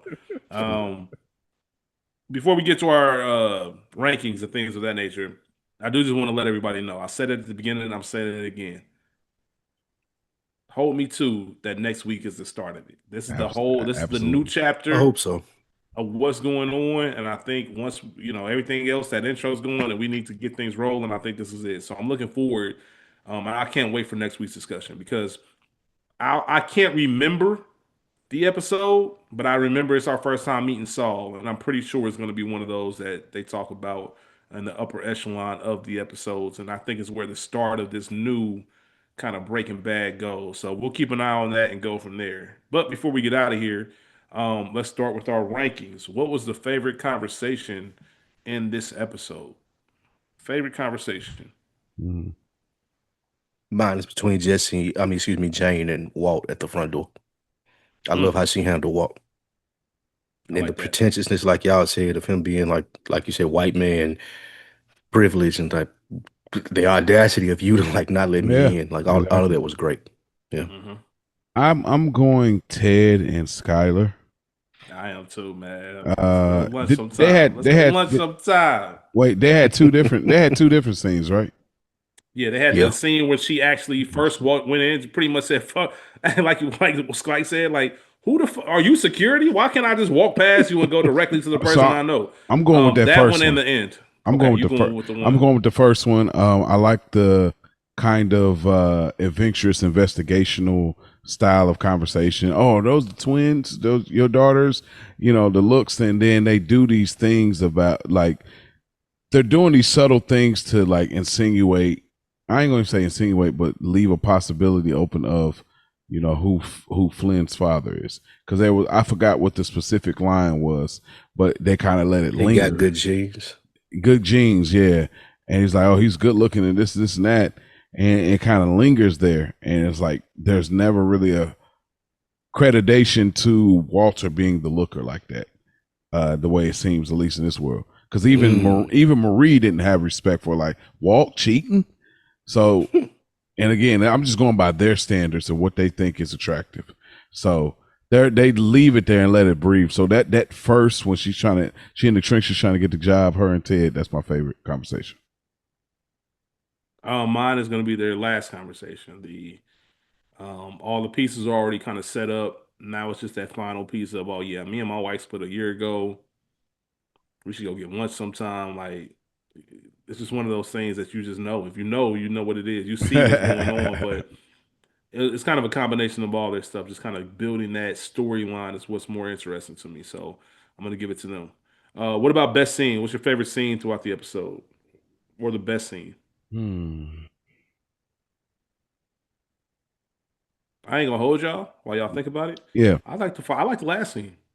I'm right there. I'm right there with it because of what it represents. Jesse is no other character that needs some kind of relief or some kind of companionship or some kind of partnership than Jesse. Yeah. And I know we talked about last week how much we disliked it.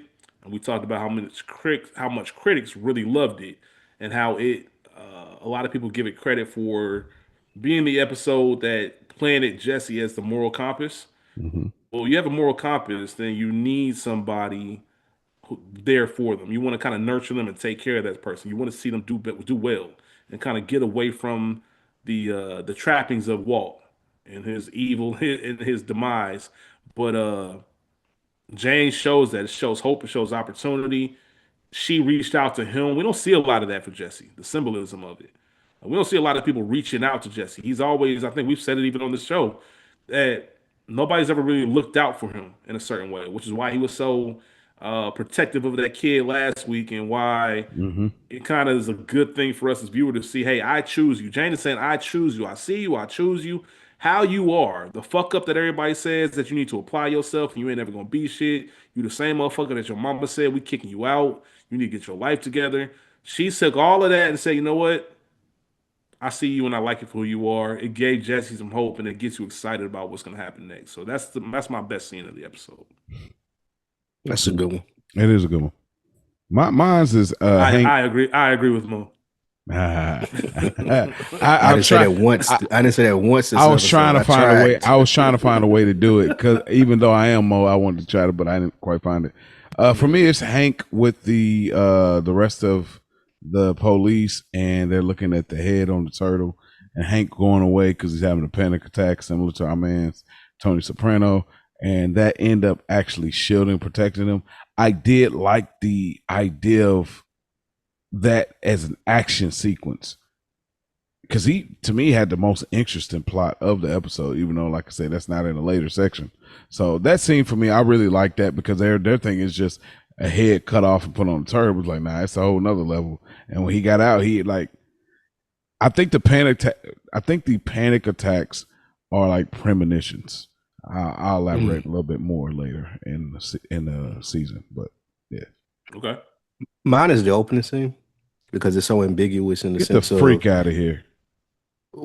I'm not the band. Okay. No, not the cold open. With the little boy, the high school student in Walt, because it's so ambiguous in the sense of is Walt being an asshole or is he trying to protect his kid from turning into Jesse? He sees Jesse in him. Does he think he's being like? It's so ambiguous for us to watch as a viewer and wonder the motivations of why Walt wouldn't give him the 2 points if he would have did that for Jesse back in the day before all of this happens. Now he sees how it's affected him and what Jesse is out here in the world, and he don't want to do this for this kid. Like, if you got to go to summer school for those 2 points, then go to summer school, but that's going to teach you to lock in, and you don't want to be put in a position where you out here calling yourself the chili powder king, whatever. Like, you don't want to be that. So I'm really pressing down here. Or is Walt just totally turned now and don't have feelings and just an asshole and like, nah, I'm not doing it. So that was the best one for me. We get into who took the half measure this episode. The Walt. Ted Bennigan popping back in, your wife going to work ain't even telling you. You think like you meeting these poo putts and you think that they can start a drug organization anywhere in New Mexico? Y'all ain't got no muscle. Like, stop, bro. All of these are half measures to you failing. The student that was with Walt. I thought about that. I thought about that too. Yeah, bro. If you couldn't get 2 more points, like you finessed this whole thing wrong, bro. Like all you need is pretty much a D to pass. Like, come on, dog. You took the half measure. Yeah. Taking summer school because of 2 points. Come on. Not gonna happen to me, man. I'm gonna find out a way. I'm gonna do something. Got to do something. Even if I show the initiative to say, Mr. White, Extra credit. I wrote a 6-page paper just to kind of show you I'm trying to put this together. Just for the effort alone, that's worth 2 points. Facts. The effort alone, like you gotta take a little bit of initiative, but you was bullshitting. So I agree with you, Mo. I think I'm gonna go with him too. That's egregious. You know how mad I would be. That's why niggas. That's when niggas drop out. Yep. That's when niggas drop out of school. I swear. Say, you know what? before I do this shit, I'm out. The only other person I would have thought of was old boy, the other DA agent who lost half his leg for talking all that shit. Straight up. Man, it's just a nasty game, man. It made me think of that tweet. What's that tweet that y'all seen that shit, that viral shit that come out? Nigga said, I'll serve crack before I serve this country.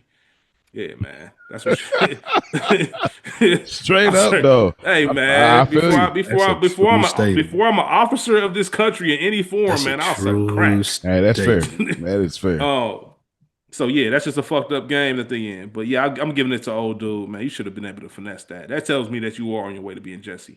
MVP. But I do like the Walt one. Walt's a very close second. MVP of the episode. Who we got? Skyler. She got Skyler for me. She got her job back. She came in getting data entry and she got her upgrade back to the old gig in accounting. So yeah, I mean she got it off. And she's pregnant. Ain't no job gonna hire you this far into pregnancy, bro. Keep it a bean. So yeah. She's definitely it's definitely Skyler. And she got her old thing back. Hey, listen. A little extra change in her pocket. I wasn't mad this episode. Yeah, Skyler got it. We going trips. Lastly, we need to rank the episode. Is this a mid-pack? Is this a chili powder? Or is this blue magic? Hold on. I want to throw this in. I probably need to send it to you, but who had the more interesting plot? Walt or Jesse? Jesse. Jesse for sure. Nothing's going on with Walt. Other than Jesse, Skyler right. doing the job. Jesse and Jane alone is more. You're right. You're right. That's more Jesse. interesting than anything Walt got going I'm on. going Jesse too. Okay, back to the ranking. Yeah, we can do that every episode. I like that. Okay. You gonna pick two different characters, or you gonna talk about just those? Just them two. Just them two every episode. Just them two. Since this show is like co-star. So, but yeah, okay, that was it. Okay. So you said how are we ranking this? What's the lowest? Mid pack. Super mid pack. This is Midi Montana. I'm going chili powder. Oh wow. What's that? Why? Because I appreciate the transition episodes. I appreciate the fact that we are starting something new. In order to get there, in order for it to make sense, we have to start somewhere. I appreciate that they knew it was time to pivot. And I appreciate that we kind of building the foundation. It wasn't like the best episode of the series. It wasn't something I enjoyed, but it was much better than last week's. And I can appreciate. I don't think it's worthy. It's the very last mid-level that's probably in the episode.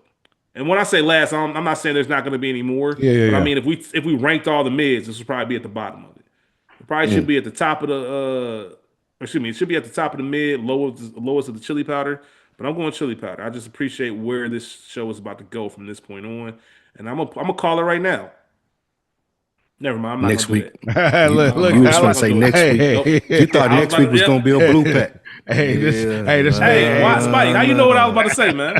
I'm telling you thought next week was going to be a blue pack. I know what you was doing. Y'all know when y'all put exactly what I was about to say. Y'all know when y'all put two phones together and they get in sync. That's exactly what I was going to say. That's right. That's y'all brains. Fair enough. Fair enough, man. Yeah, I don't know. I don't even know if this episode better. I don't know if I'm gonna watch this now when we get done recording. I ain't, but I'm deciding if I'm gonna watch that or the pit next. You can watch this so you can stay up late to listen. They should. They. Oh, I forgot Cole come out tonight. We got 2 hours. I catch it in the morning, man. He losing sleep, but this nigga is nuts. Yeah, just to close. I know we're closing. Yeah, I don't know. If they were transitioning, they should have left us with a cliffhanger.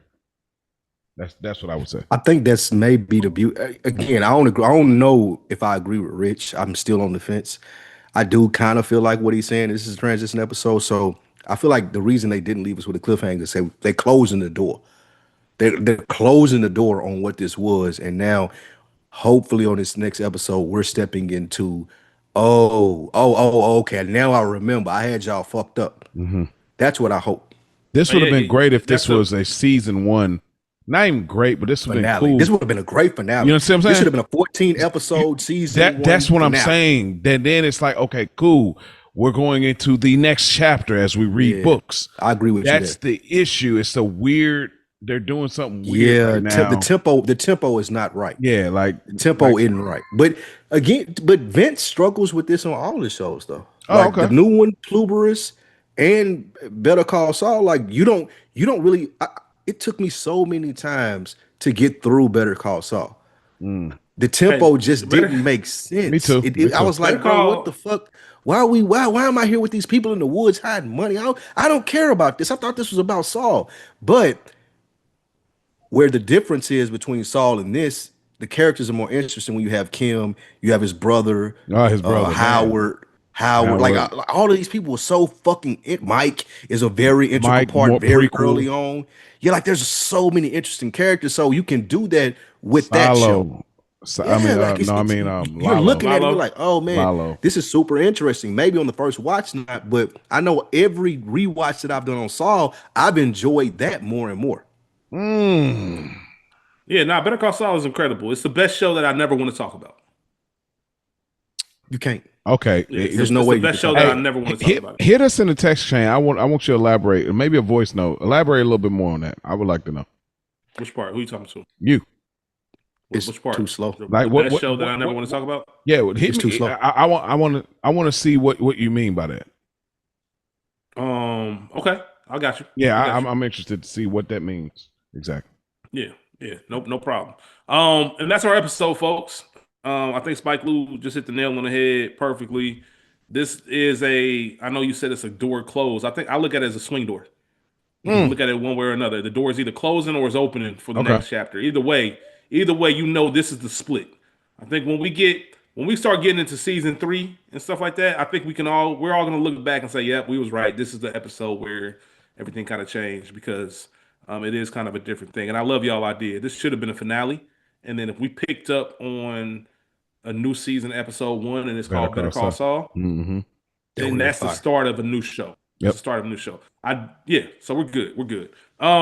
With that being said, we appreciate y'all for hanging out with us again. Thank you as always. We appreciate you for sending your chemical reactions. Please continue to do so. Instagram, NMHM_Breaking Bad Pod. Email address is Nomorehalfmeasurespod@gmail.com. We will see y'all next episode for season 2, episode 8, Better Call Saul. We out. Keep cooking. Peace.